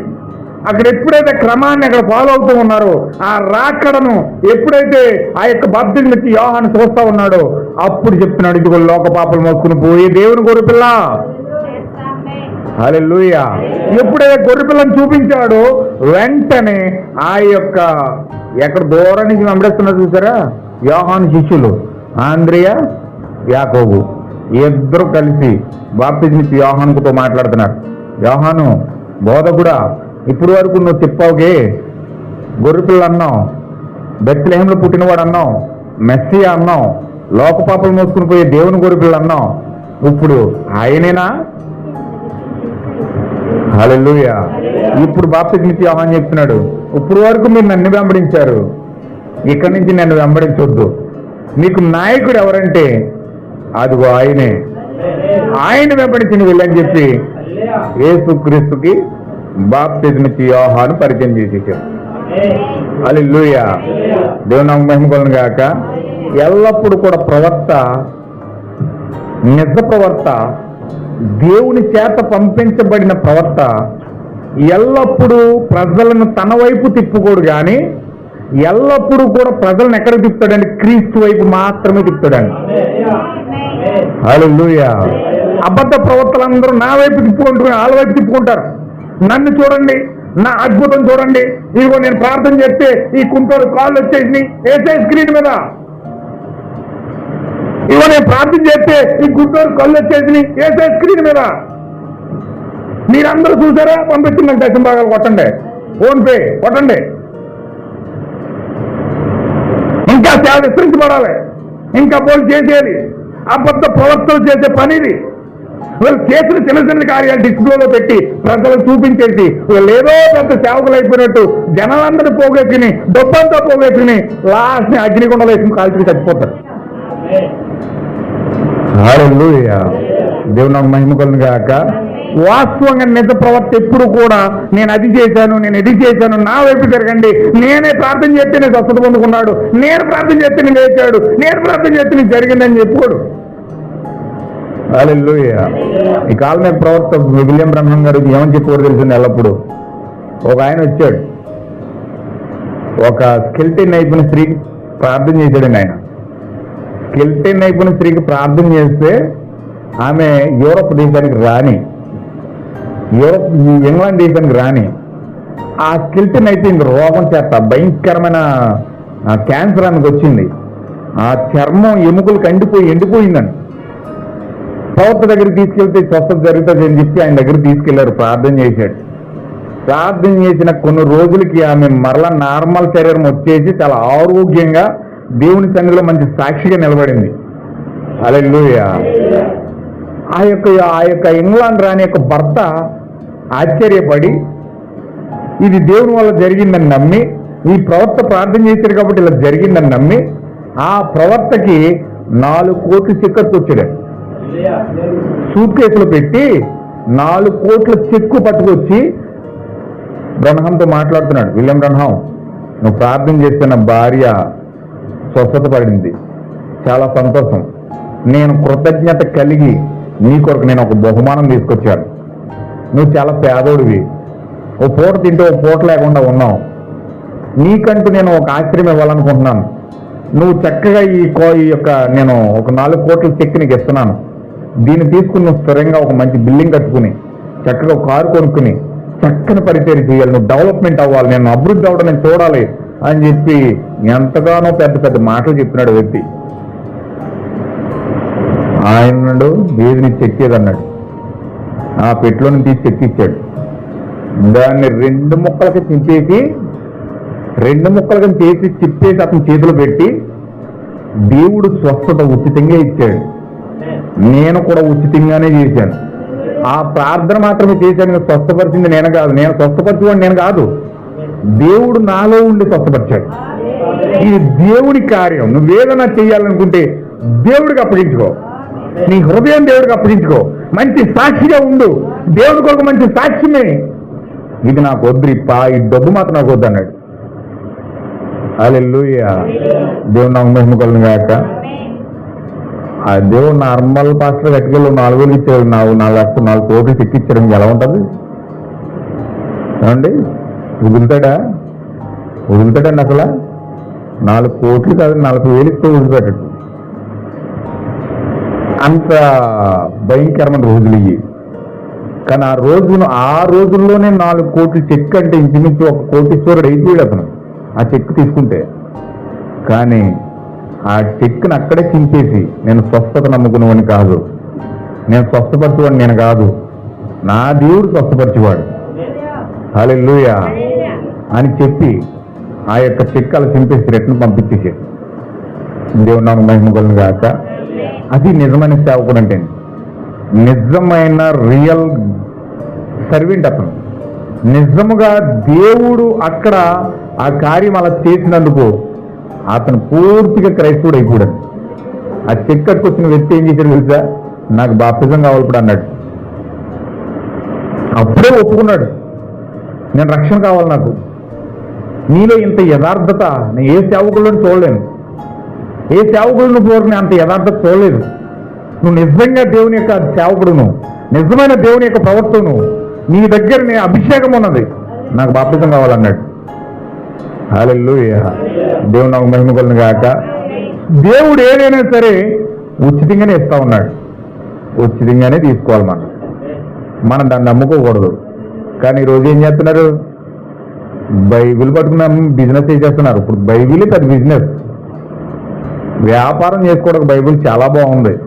కొబ్బరిని నమ్ముకోవచ్చు, టవళ్ళు అమ్ముకోవచ్చు, బైబిల్ కవర్లు అమ్ముకోవచ్చు, మీటింగ్లు పెట్టి దశమ భాగం కవర్లు ఇస్తే కవర్లలోంచి వచ్చేస్తాయి, మీటింగ్లు పెడితే డబ్బులు వచ్చేస్తాయి, ఏమండి స్వార్థ సభలు పెడితే డబ్బులు వచ్చేస్తాయి, చర్చిలు కడితే డబ్బులు వచ్చేస్తాయి, ఏదైనా సరే ఫోన్పే నెంబర్ ఇచ్చేస్తారు, వచ్చేస్తుంది అంతే. మేము టీవీలో పరిచయం చేస్తున్నాం, మాకు డబ్బులు పంపించింది. అప్పుడు చేయమన్నాడు. నేను టీవీలో పరిచయం చేసి అప్పు ఆన్లైన్లో అడుక్కుని చేయమన్నాడు నీ పరిచర్య. హల్లెలూయా. అంత నెట్లో పెట్టేసి ఆన్లైన్లో మోసం ఇచ్చేసి అక్కడ పెట్టేసి నేను ఎవడా దొంగ సేవ చేయమన్నాడు? ఎవరు చేయమన్నాడు దొంగ సేవ? ఆడి నెత్తి మీద 5,000, ఈ నెత్తి మీద 5,000, ఆడి నెత్తి మీద 5,000 వేసేసి ఏదో చేసేసి దొంగ సేవ ఎవరు చేయమన్నాడు నిన్ను? హల్లెలూయా. దేవుడు నాకు మహిమ కలుగును గాక. చూడండి, నిజ ప్రవర్త, దేవుని యొక్క ప్రవర్త అంత అద్భుతం చేసి చెక్కట్టుకొచ్చినా సరే తీసుకోలేదు అతను. దేవుని ప్రవర్త ఎప్పుడు కూడా తన వైపు తిప్పుకోడండి. ఈరోజు సంఘాలు ఏం చేస్తున్నాయంటే పాస్టర్ వైపు తిప్పేసుకుంటున్నాయి. నేను చెప్తేనే వేదం, నేను చెప్పిన మాట వినండి లేకపోతే చచ్చిపోతారన్నాడు. హల్లెలూయా. దేవుడు నాకు మహిమ కలుగును గాక. టైం 7:30 అవుతుంది. జాగ్రత్తగా మీరు పట్టుకుంటే కొంచెం లాక్కుంటా ఉంటే నేను ఎవరికి వెళ్ళిపోతాను, ఒక అరగంటకు వచ్చేసేస్తుంది. త్వరగా మనకు ప్రభురాత్రి భోజనాలకు వెళ్ళిపోవాలి. కొంచెం జాగ్రత్తగా మీరు పట్టుకోండి. ఇప్పుడు ఈ యొక్క యోహాను శిష్యుల్ని యేసుక్రీస్తుకి పంపించేస్తున్నాడు. అయ్యో నేనే బాప్తిజం ఇచ్చాను, నేనే అతనికి రక్షించాను, నేను చెప్తేనే రక్షించబడ్డారు, ఇలా జీవితాంతకాలం నా దగ్గరే ఉండాలి, నా దగ్గరే ఉండాలని అతను పట్టు కూర్చోలేదు. హల్లెలూయా. ఎందుకంటే అతను నిజముగా పరిశుద్ధాత్మ పొందినవాడు, నిజమైన సేవకుడు. అతను క్రీస్తుని ఎప్పుడైతే గుర్తించాడో వాళ్ళ పిల్లల్ని తీసుకెళ్లి క్రీస్తుకి అప్పగించేసాడు. హల్లెలూయా. ఈ రోజు డినామినేషన్ పాస్టర్లు కోట్ల మంది కొన్ని చర్చిలు వేల చర్చిలు కట్టేశారు. ఆ యొక్క పరలోకం నుంచి బలిష్ఠుడని దూత క్రీస్తు నిబంధన దూత వచ్చి భూమి మీద నా పిల్లలు నాకు ఇయ్యంటే అబ్బే ఎన్ని చట్టాలు ఎడతారు, ఎన్ని సిద్ధాంతాలు ఎడతారు, ఎన్ని క్రమాలు ఎడతారు. నువ్వు కనుక యేసుక్రీస్తు దగ్గరికి వెళ్ళావంటే నీ సమాధులు చేయం, నీ యొక్క పుట్టినరోజులు చేయం, నిన్ను నా సంఘం తెలియజేస్తాం, అది చేస్తాం, ఇది చేస్తాం, బ్లాక్ మెయిల్ చేసి మధ్య పెట్టి వాళ్ళ దగ్గరే పెట్టుకుంటారు. కానీ యేసుక్రీస్తు దగ్గర మాత్రం వెళ్ళినవారు. హల్లెలూయా. నిజ ప్రవర్త తీసుకెళ్ళేమో దేవుడికి అప్పగించేస్తున్నాడు. ఆ బద్ధికులు అందరూ ఏం చేస్తున్నారంటే ఎన్నో చట్టాలు తీసుకొచ్చి వెళ్ళావంటే మా ఊరు నుంచి నేను వెళ్ళేసేస్తాం అంతే, వెళ్ళావంటే నీ పుట్టినరోజులు చేయమంతే, వెళ్ళావంటే నువ్వు అది చేయమంతే, ఇది చేయమంతే అని చట్టాలు పెట్టి అందరూ ఊరంతా ఏకమైపోతారు. ఈ యేసుక్రీస్తు దగ్గరికి వెళ్ళినోడు అతను మాత్రం ఒంటరైపోతాడు. ఆమేన్. హల్లెలూయా. ఒకనొక రోజు ఒక పుట్టుగుడ్డోడు ఉన్నాడండి. పుట్టుగుడ్డోడు ఉంటే అప్పటి వరకు చర్చికి వెళ్ళాడు, ధర్మశాస్త్ర పండితుల దగ్గరికి వెళ్ళాడు, అన్ని కార్యాలు జరిగినాయి, చక్కగా అక్కడికి వెళ్ళాడు. ఏమి జరగట్లేదు. అతను పుట్టోడు గుడ్డోడుగానే ఉన్నాడు, గుడ్డోడుగానే ఉన్నాడు. ఒక రోజు రోడ్డు అంట నడిచి వెళ్తుంటే ఆ రోడ్డు అంట ప్రభువుని యేసుక్రీస్తు వచ్చాడండి. ఆ రోడ్డు అంటే ప్రభువుని యేసుక్రీస్తు వచ్చి ఇతని గుడ్డివాడు కనుగొన్నాడు. ఆయన నజరేయుడైన యేసుని కనుగొన్నాడు. వెంటనే అతను అడిగాడు, నేను చూపు పొందుకోవడానికి ఇష్టపడుతున్నా, చూపిస్తావంటే సరే ఇద్దని చెప్పి అతనికి మట్టి రాసి కోనేట్లో కడుక్కోమన్నాడు. వెళ్ళి అతని కళ్ళు వచ్చేసినాయి. కళ్ళు వచ్చేసిన తర్వాత ఇప్పుడు అతను ఏం చేస్తున్నాడంటే మంచి సాక్ష్యం పొందుకున్నాడు. కళ్ళు తెరవబడ్డాయి. ఈ పరిచయాల దగ్గర ఏం లేనిదేదో ఈ మెస్సే దగ్గర ఉంది. ఈ పరిచయాల దగ్గర సదుకాయల దగ్గర హేరోజీల దగ్గర లేనిదేదో ఈ యొక్క మెస్సే దగ్గర ఉంది. ఈయన నిజమైన వాక్యం చెప్పేవాడు, ఈయన నిజమైన సేవకుడు అని చెప్పి ఈ వ్యక్తి ఏం చేశాడంటే ఆ వ్యక్తి దగ్గరికి వెళ్ళిపోయి ఆ వ్యక్తిని ఫాలో అవుతున్నాడు. వాక్యం చెప్తే వింటున్నాడు. ఆ సంఘం నుంచి ఒకడు వెళ్ళిపోవడం అని చెప్పి వాళ్ళకి అందరికీ ఒళ్ళు మండిపోయిందండి. కోపం వచ్చేసి చాలా భయంకరంగా విపరీతంగా ఒక 100 మందిని వేసుకుని వచ్చే ఇంటి మీదకి వెళ్ళిపోరు. ఎవరింటి మీదకి? ఆ గుడ్డోడి ఇంటి దగ్గరికి వెళ్ళిపోరు. తల్లిదండ్రులను అడుగుతున్నాడు, నీ కొడుకు ఏం చేశాడో తెలుసా? నీ కొడుకు ఏం చేస్తాడో తెలుసా? మా అందరిని అవమానపరిచి నేను చెప్పే బోధన వ్యతిరేకిస్తూ నేను చెప్పేది తప్పు అని చెప్పి ఎక్కడో ఏసంట ఆ ఏసు కూడా తిరుగుతున్నాడు వెళ్ళి. ఓ హల్లెలూయా. ఏసు కూడా తిరుగుతున్నాడా? వీళ్ళకి ఏంటంటే ఎటు చెప్పిన బాధే. ఏసు కోసం చెప్పారంటే వీళ్ళని వెళ్ళేసేస్తారు. హల్లెలూయా.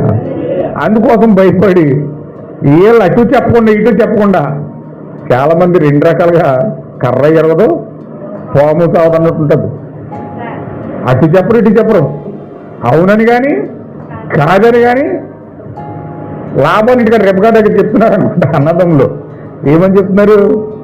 అమ్మాయి వెళ్తావా అని చెప్పడానికి పంపిస్తారా అని అక్కడ ఎలిచి అడుగుతుంటే ఎలియాజరు వాళ్ళు అంటున్నారు, మేము అవునని కానీ కాదని కానీ చెప్పరాలు. అవునని కానీ చెప్పు, కాదని చెప్పరు. 2 మీద 2 పడవలు వేసేస్తారు కాదు. హల్లెలూయా. వీళ్ళు కూడా అదే మాట మాట్లాడుతున్నారు. మేము అవునని కానీ కాదని కానీ చెప్పలేం, కానీ అది పెద్దోడు అయ్యాడు కదా అన్నీ అడగండి వెళ్ళి. చాలా బాగా తప్పించుకున్నారు వీళ్ళు, తెలివి ఎక్కువ.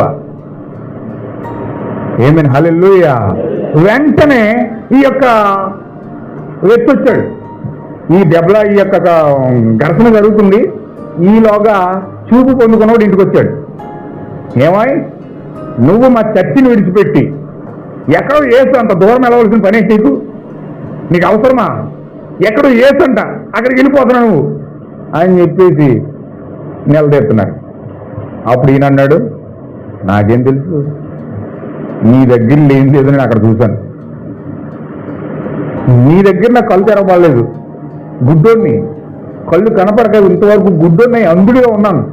నేను ఒకప్పుడు విన్నాను, ఇప్పుడు నేను చూస్తున్నాను. హల్లెలూయా. ఒకప్పుడు నేను గుడ్డోడిని, కానీ ఇప్పుడు నేను చూస్తున్నాను. ఎందుకు చూస్తున్నానంటే ఆ వ్యక్తి వల్ల. ఆమేన్. హల్లెలూయా. ఓ ఆడో పాపి నువ్వు పెద్ద పాపి, మళ్ళీ నువ్వు ఆయన్ని వెంబడిస్తున్నావా? మీరందరూ పాపులు అంటున్నారు ఈ పరిచయలు. హల్లెలూయా. ఏది పాప? అతని పాప, నేను పాపిన.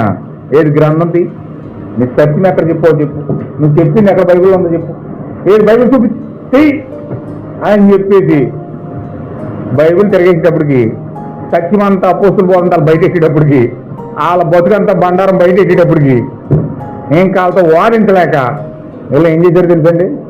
నీతో మేము వాదించలేం కానీ, డిస్కషన్ అనవసరం కానీ, నువ్వు పెద్ద పాపి అని చెప్పి ఆ సభ్య సమాజం నుంచి వేరేసి బయటకి ఎంటేసారు. హల్లెలూయా. ఏం చేశారంటే అతన్ని విలేజ్ చేసి బయటికి ఎంటేసారు.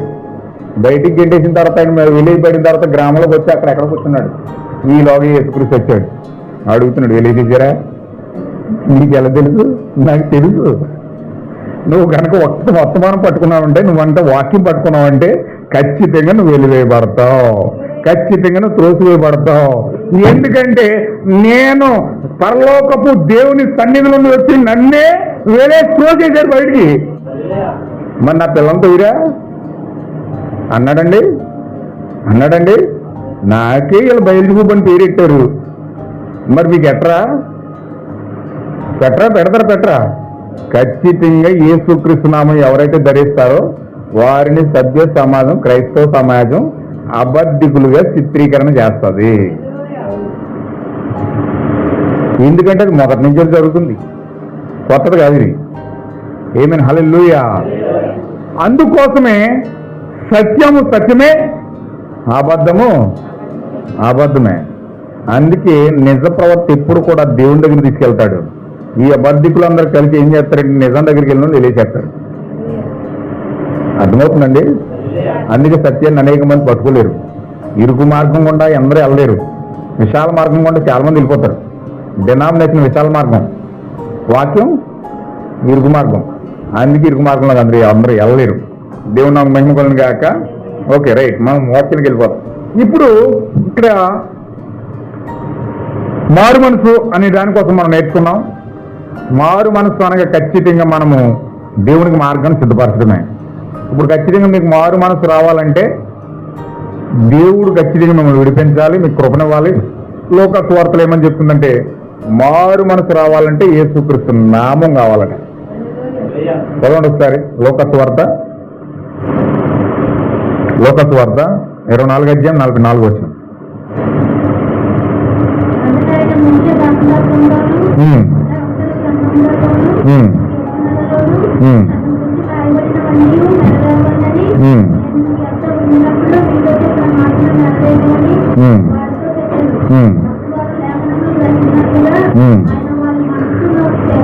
తెరిచి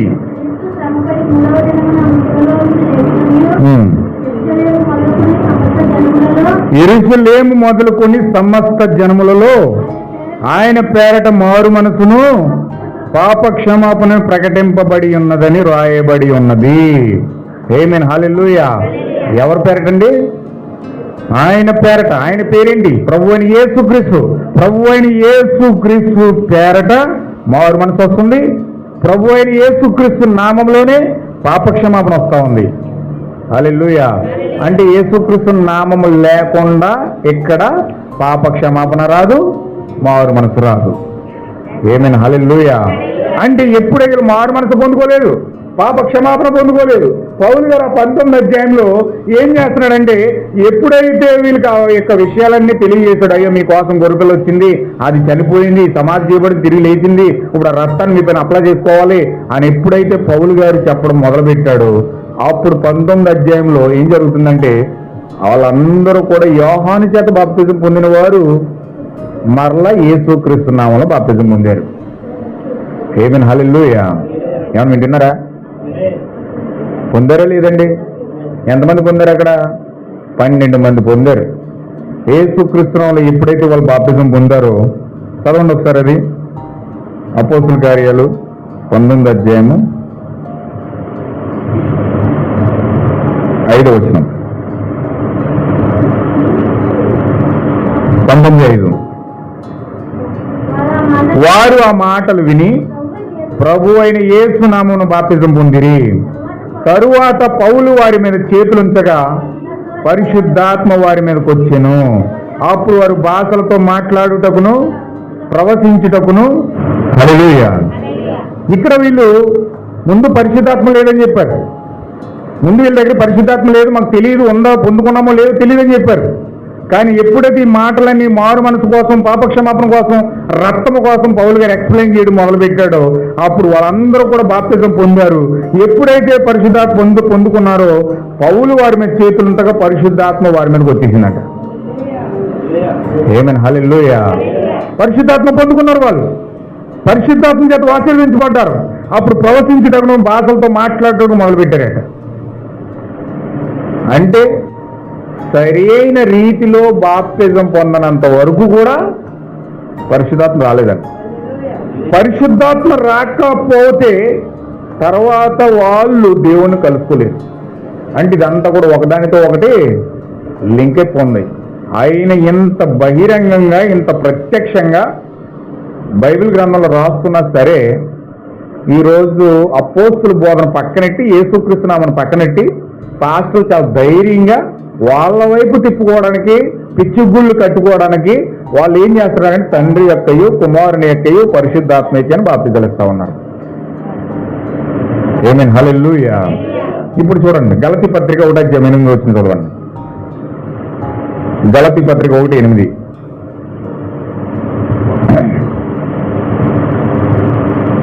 వింటున్నారా? అర్థమవుతుంది కదండి?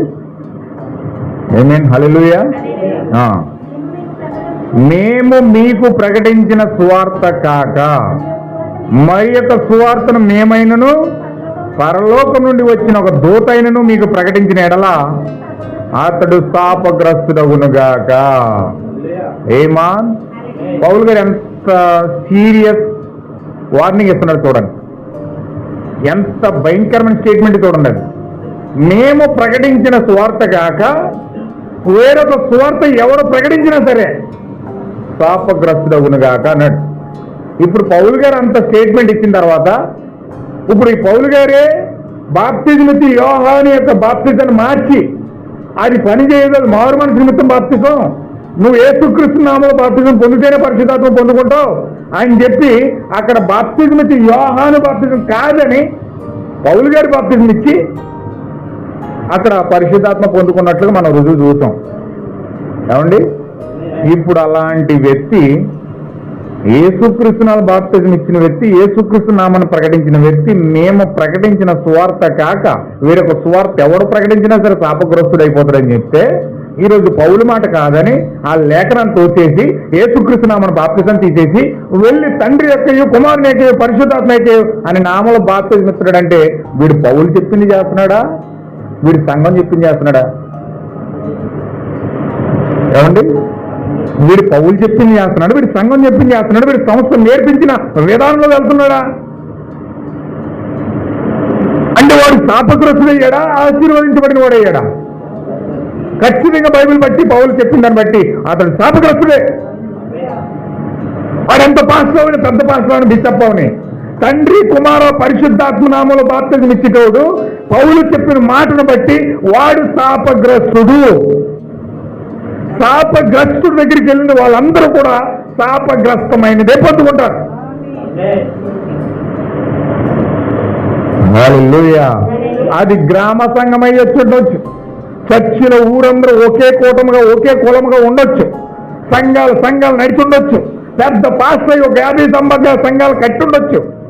అయినప్పటికీ పౌలు చెప్పిన మాట కాదని ఇతర పౌలు బోధను దాటి ప్రభు అయిన యేసుక్రీస్తు నామములో బాప్తిజం కాకుండా తండ్రి కుమార పరిశుద్ధాత్మలో బాప్తిజం ఇచ్చేవాళ్ళందరూ కూడా శాపగ్రస్తులే. హల్లెలూయా. ఈ రోజు బైబిల్ పట్టుకుని చర్చిలకు వెళ్ళి ఎంత మంది శాపగ్రస్తులు అవుతున్నారో మీ కళ్ళారా మీరే చూడండి. వీళ్ళు పరిశుద్ధాత్మ వస్తుందా? వీళ్ళ జీవితాల్లో పరిశుద్ధాత్మ చేత కట్టబడతారా? వీళ్ళ జీవితాల్లో దేవుడు నివాసం చేస్తాడా? వీళ్ళ జీవితాల్లో ఆ పరిశుద్ధాత్మ మార్గం సిద్ధపరచుకుంటారా?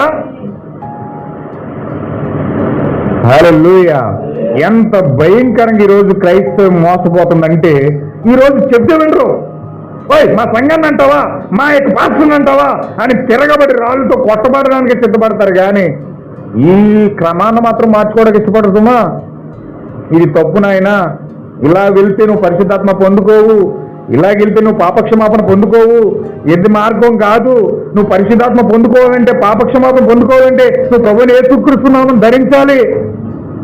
ఊరికో చెప్పొచ్చు కానీ ఆ నామం ఎవరనుకున్నా అపోస్తులకు మాత్రమే, మనకు కాదు అని చెప్పేటప్పుడు ఒకడు యేసుక్రీస్తు చెప్పింది చేస్తావా, శిష్యులు చెప్పింది చేస్తావా? మాకు యేసుక్రీస్తే నేను, యేసుక్రీస్తే చెప్పాడు అలాగా, యేసుక్రీస్తు చెప్పిందే చేస్తాం అని ఒకడు. ఎవరు బుర్ర తట్టింది ఆడే చేసేసుకుంటాడు. కానీ ఇక్కడ బైబిల్లో చెప్పింది ఏంటి? మేము ప్రకటించిన సువార్త కాక వేరొక సువార్త ఎవడు ప్రకటించినా సరే పాపగ్రస్తుడవును గాక అన్నాడు. మరి మాట ఏమైపోద్ది? హల్లెలూయా, దేవుని నాకు మహిమ కలుగును గాక. ఇక్కడ ప్రవక్త అదే మాట్లాడుతూ ఉన్నాడు. ఇక్కడ బాప్తిజం పొందవాలని ఎరిగిన మీరు మరియు దానిని నిరాకరించినచో అది అప్పుడు నీకు దేవునికి మధ్య విషయమై ఉండును. ప్రభురాత్రి భోజనం విషయం అంతే. మీరు అనవచ్చును, సాల్వేషన్ ఆర్మీ వారు దీన్ని ఏ కోణంలో చూస్తున్నారో వినండి. చనిపోవచ్చున్న దొంగ ఆ చనిపోవు సమయానికి ఇంకా బాప్తిజం పొంది ఉండలేదు, అతడు పరలోకంలో ఉంటుందని యేసు చెప్పాను. అది ఖచ్చితంగా సత్యము. కానీ మీరు చూడండి, అతడు తాను మరణించుతున్న గడియలోనే అక్కడే యేసును గుర్తించాను. చూసారా, కేవలం అది మాత్రమే అతనికి ఉన్న అవకాశం. అతడు ఒక దొంగ, దూరంగా బయట ఉండేవాడు. కానీ అతడు వెలుగును చూసిన వెంటనే దాన్ని గుర్తించాను. ప్రభువా నన్ను జ్ఞాపకం చేసుకున్నాను. అప్పుడు యేసు అది సత్యమై ఉన్నది.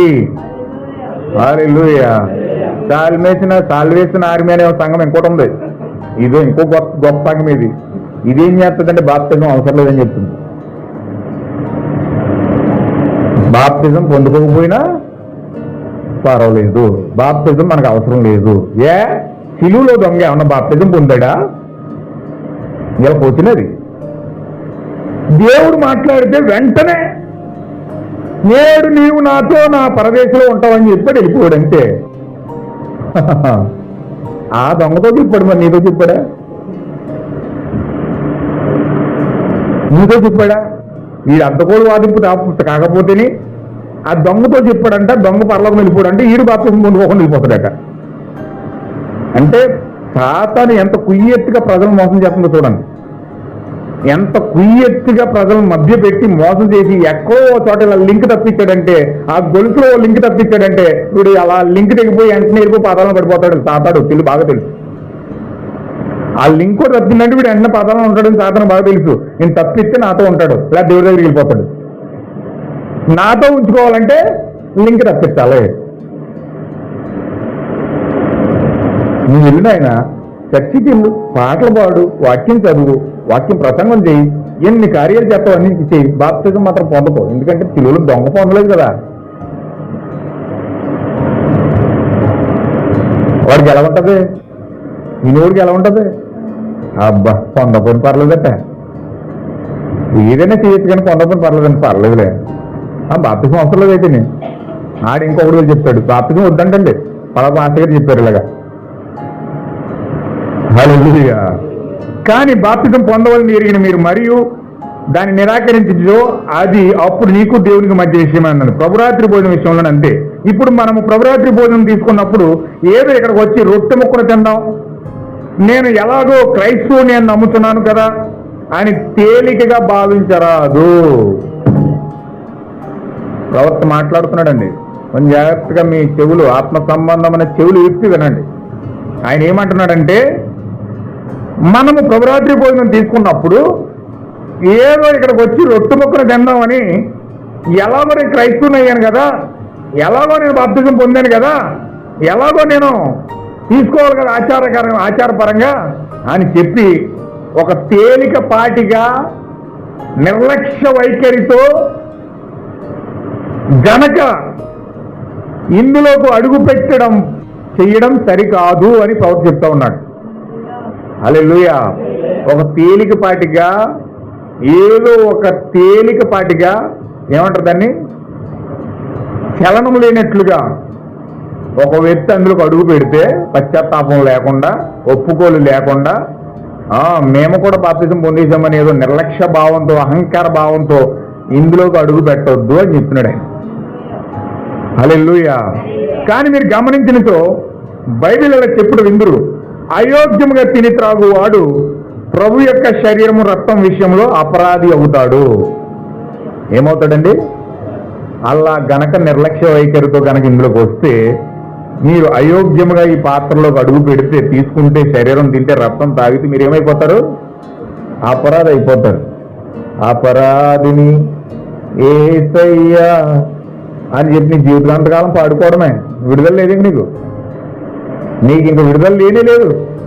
ఇంక నువ్వు ఎప్పుడు ఎల్లప్పుడూ అపరాధివే, పాతాలను పడే వరకు అపరాధివే. ఇంక నీకు పశ్చాత్తాపం ఉండదు, ఇంక నీకు కనికరం ఉండదు, ఇంక నీకు జాలి ఉండదు, ఇంకేమీ ఉండదు. బండలా మారిపోయి కఠినమైన హృదయం వచ్చేసి అందరినీ గుచ్చుతూ ఉంటావు ముళ్ళెట్టి తప్ప, నీకు మాత్రం మారుమంట ఉండదు. ఏమేం హల్లెలూయా. నువ్వు ఎలాగ చెడిపోయావు, చెడిపోయిందని చెడిపోయినట్టుగా ఉండవు, ఇంకో 40 మందిని చెడిపెత్తావు. ఏమేం హల్లెలూయా. ఇప్పుడు పాత నిబంధనలో బలి అర్పణ ఒక కట్టడ లేదా విధిగా రూపొందించబడింది. అలాగే నీటి బాప్తిస్మం కూడా ఒక విధి, కాళ్ళు కడిగిట కూడా అది ఒక విధి, అలాగే ప్రభురాత్రి భోజనం కూడా ఒక విధి.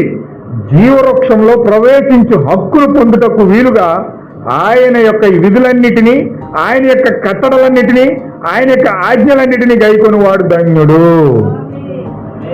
దేవుని నామమునకు మహిమ కలుగును గాక. ఆయన యొక్క ఆజ్ఞలన్నిటినీ గైకొనివాడు ధన్యుడు. ఈ విధులన్నీ మనం నెరవేర్చుకుంటూ మనము జీవవృక్షంలో పాలు భాగస్తులు అవ్వడానికి వెళ్ళాలట. ఎప్పుడైతే విధులన్నీ నెరవేర్చుకుంటూ వెళ్తున్నాడో, ఎక్కడికి వెళ్తున్నాడండి? ఏదైనా తోటలో ఏ జీవవృక్షం తినకుండా మనం బయటకు వచ్చి పడిపోయామో మరలా తిరిగి దేవుడు ఆ జీవవృక్షం దగ్గరికి నడిపిస్తా ఉన్నాడట. నువ్వు జీవవృక్షం దగ్గరికి వెళ్ళాలంటే ఈ విధులన్నీ పాటించాలి. హల్లెలూయా. ఈ విధులు పాటించిన మాత్రమే జీవవృక్ష ఫలాలు తింటాడు. జీవవృక్ష ఫలాలు తిన్నవాడే నిత్య జీవనంలోకి వెళ్తాడు. హల్లెలూయా. ఇప్పుడు ఇక్కడ దీన్ని గమనించండి. ఒక బలిని సంఘమునకు మరియు ఆలయమునకు బలిపీఠమునకు తీసుకొని వచ్చి ఆ తెచ్చిన నీ కానుకను అనగా బలిగా అర్పించబడు గొర్రెపిల్లను నీ పాపముల కొరకు అక్కడ అర్పించడం మొదటిగా దేవుని యొక్క విధేయి ఉండెను. మంచిది. తాను అపరాధిని అని గ్రహించిన ఒక యోధ సొంత మార్గంలో వచ్చి ఉండటం నేను కేవలం ఊహించగలుగుతున్నాను. అతడు బలిపీఠం మీదకు వెళ్ళును. తన యొక్క క్రొవ్విన ఎద్దును లేదా దూడను లేదా తనకున్న దానిని లేక ఒక పొట్టేలును గొర్రెపిల్లను మరి దేనిలో తీసుకుని వచ్చును. తనకు సాధ్యమైనంత శాయశక్తుల యథార్థంగా ఉండి దానిని అతడు మార్గంలో తీసుకుని వచ్చాను. అక్కడికి నడిచి వచ్చాడు. శక్తి వంచన లేకుండా ప్రయత్నించి దేవుని యొక్క విధిని అతడు గైకొనెను. అప్పుడు అతడు దాని మీద తన చేతులుంచును, తన పాపములు ఒప్పుకొనును. ఆ యాజకుడు గొర్రెపిల్ల మీద ఉంచును. గొర్రెపిల్ల గొంతు కోయబడును. అతడి కొరకు అక్కడ అది చనిపోయిను. అతడు దానిని అక్కడ ఉంచినప్పుడు ఆ చిన్న గొర్రెపిల్ల రక్తంలో గిలగిలా తన్నుకొనుచు ఉండెను. అతని చేతులు పూర్తిగా రక్తంలో విడిపోవును. ఆ రక్తం అతని మీద పూర్తిగా చిందును. ఆ చిన్న గొర్రెపిల్ల విలవిలలాడించుచు మరణించును. తాను పాపము చేసిన గనుక తన స్థానంలో ఏదో చనిపోవలసి ఉన్నదని అతడు గ్రహించును. కాబట్టి అతడు తన మరణము కొరకు ఈ గొర్రెపిల్ల మరణమును అర్పించుచున్నాడు. చూసారా, ఆ గొర్రెపిల్ల అతని స్థానంలో చనిపోయాను. అప్పుడు ఆ మనిషి దానిని యథార్థముగా అతని హృదయం యొక్క లోతులో దానిని జరిగించెను. ఆమేన్ హల్లెలూయా. అంటే కరుణాపీఠం యొద్దకు బలిపీఠం దగ్గరకు గొర్రెపిల్లని తీసుకెళ్లిన వ్యక్తి ఆ గొర్రెపిల్ల ఎలాగైతే కొట్టుకుంటుందో అలాగే ఆ గొర్రెపిల్ల స్థానం ఇతంది. ఆ గొర్రెపిల్లకి ఇతను పేక్కొయ్యాలి, ఇతనికి ఎట్టాలి ముండ్లు కిరీటం, ఇతనికి ఇయ్యాలి కాళ్ళలో చేతుల్లో మేకులు, ఇతను కొట్టాలి కొరడాలి ఇటు దెబ్బలు. అయినప్పటికీ ఆ స్థానం అంతా గొర్రెపిల్ల తీసుకుంటుంది. ఆ స్థానం గొర్రెపిల్ల తీసుకుంటుంది. నీ నేతీలు హాలు తిలువ, నీ ఆలోచనలు బట్టి, నీ బుర్రలో ఉన్న తలంపులు బట్టి, నీ ఉద్దేశాలు బట్టి, నీ యొక్క చెడు తలంపులు బట్టి, చెడు ఆలోచనలు బట్టి, కామ సంబంధమైన ఆ యొక్క లస్ట్ వేల్ ఆలోచనలు బట్టి. హల్లెలూయా. ఎన్ని ఆలోచనలు వస్తాయంటే మాట్లాడితే పాపం పాపం పాపం అన్ని లస్ట్ వేలతో కూడిన ఆలోచనలే, ఒక్క వాక్యపు ఆలోచనలు రావు. మాట్లాడితే అంత మీ శరీరంతో కామ సంబంధమైన శరీరాలతో నింపబడింది కాబట్టి ఆ మాటలన్నీ కూడా ఆలోచనలన్నీ కూడా అలాగే నింపబడి ఉంటాయి. 24 గంటలు అలాగే ఆలోచిస్తావు, అలాగే చూస్తావు, అలాగే మాట్లాడతావు. హల్లెలూయా. మరి ఇంత భయంకరంగా నీ బుర్ర ఉంటే నీ బుర్రకు మొలకెరగడం ఎట్టొద్దా? నీ బుర్రకి ఎట్టొద్దా? అలాంటి పెద్ద పెద్ద మేకులతో దంచొద్దా? అసూయ, పగ, ద్వేషం, నీ కుయ్యెత్తుతో కూడిన ఆలోచనలు అన్ని ఇంత భయంకరంగా నీ తలపిరుచుతనంతో ఈ బుర్ర ఈటెక్కిపోతా ఉంటే నీకు ఎట్టొద్దా మొలకెరడం? మరి నీ తరపున ఆ గొర్రెపిల్ల పెట్టుకుంటున్నాం ఒక కిరీటం. హల్లెలూయా. ఆ గొర్రెపిల్ల భరిస్తుంది. నీ స్థానం గొర్రెపిల్ల తీసుకుంది. నీకెయ్యాల మేకులు, నీకెయ్యాల చేతుల్లో కాళ్ళు మేకులు, నిన్ను కొట్టాల కొరడాలి ఇటు దెబ్బలో. కానీ నా కుమారుడు దాన్ని భరించలేడు, తన కొరకు ప్రతిగా గొర్రెపిల్లను చెయ్యాలని చెప్పి దేవుడు ఆలోచించి నీకు ప్రభుని యేసుక్రీస్తు అనే గొర్రెపిల్లను తయారు చేసి మన దెబ్బలు అది తింటుంది. మన కిరీటం ఆయన పెట్టించుకుంటున్నాడు, మన మేకులు ఆయన ఎంచుకుంటున్నాడు. హల్లెలూయా. ఇప్పుడు ఈ గొర్రెపిల్ల మరణాన్ని అర్పిస్తున్నాడు కాబట్టి, గొర్రెపిల్ల అతని స్థానంలో చనిపోయింది కాబట్టి అప్పుడు ఆ మనిషి దాన్ని యథార్థంగా అతని యొక్క హృదయపు లోతుల్లో నుంచి మంచి ఒప్పుకొని జరిగించాలట. ఏమని? ఆ స్థానము నాది, ఆ గొర్రెపిల్ల నా కొరకే చనిపోయింది, ఆ గొర్రెపిల్ల నా కొరకే అక్కడ విలవిలలాడుతుంది, రక్తం కారుస్తుంది అన్ని ఇతను హృదయ రోతుల్లో నుంచి కన్నీటితో ఆ యొక్క కలువరి దగ్గరికి వెళ్ళాలట. మరి వెళ్తున్నారా? ఇప్పుడు ఒకడు వచ్చి అంటాడు, వెళ్ళిపోతాడు అంతే. ఒకడు మందిరం కనపడగానే అని వెళ్ళిపోతాడు అంతే. ఒకడు మనిషి కనపడగానే వెళ్ళిపోతాడు అంతే. అంటే ఇది చేతులతోని కాళ్ళతోని సైకిల్తోనే అయిపోయింది వ్యవహారం. ముద్దెట్టుకోవడం, దండం పెట్టుకోవడం, ఇలాగే అయిపోయిన జీవితాలన్నీ. వాస్తవం అండి, ప్రజలు అలా అయిపోయారు. ముద్దులును, ఆ సెకండ్లను, సైజులను. దేవుడు అంటే అంతే. ఎంత విచారకరం అండి ఇది, ఎంత భయంకరమైన విచారకరం అండి ఇది. దేవుడేమో విలవలా కొట్టుకుంటుంటే అక్కడ ఆ కలువరి చిలువలు విలవలా కొట్టుకుంటూ ఉంటే వీళ్ళ మాత్రం సైకిలు, చేతులతో సైకిలు. ప్రార్థన చేస్తుంటే ఏయో పేదాల మీద పప్పులు అంతే. హృదయ రోతుల్లో నుంచి ఆ ప్రార్థన రాదు, కన్నీటి వేదనతో ఆ ప్రార్థన రాదు.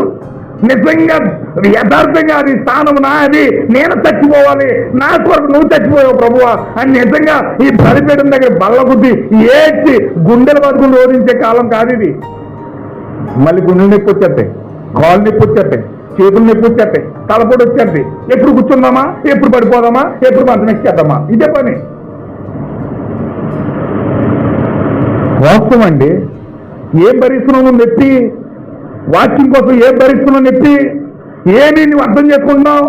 ఏది ఎక్కడ నువ్వు వెళ్ళి పశ్చాత్తాపడి బలిపీఠం దగ్గర కన్నీరు కాచి ఏడ్చి ప్రాధేయపడే కాలం ఎక్కడ? ఏది నీ మనస్తత్వం ఎక్కడ పనిచేస్తుంది అక్కడ?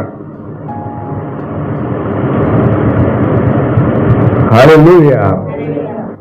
గట్టిగా మాట్లాడితే నొప్పి, ఏదన్నా మాట్లాడితే నొప్పి, బాధ, ఎంత వేదన వచ్చేస్తుందంటే ఏది నువ్వెంత బాధపడిపోతుంటే అక్కడ విలవలవాడుతున్న ఆ దేవుడు ఎంత బాధపడాలి, ఎంత బాధపడాలండి, ఎంత ఏడవాలైనా, ఎంత కృంగి కూర్చుంచి నశించిపోయి విలవలా కలవల్లో కొట్టుకుంటా ఉంటే నీకు మాత్రం ఎంటర్టైన్మెంట్గా ఉంది, పొల్లికలు ఇచ్చుకోవడానికి నీకు మాత్రం చక్కగా ఎంజాయ్మెంట్గా ఉంది.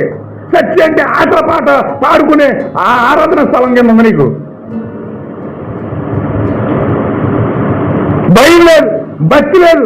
గొర్రె పిల్ల ఏ విధంగా విలవలాడుతుందో నీ ఆత్మీయ కళ్ళు తెరవబడితే చూస్తావు. ఎక్కడ చూసావు? ఏదో గొర్రె పిల్ల నీ దగ్గర అసలు కలవరం చూస్తున్నావా?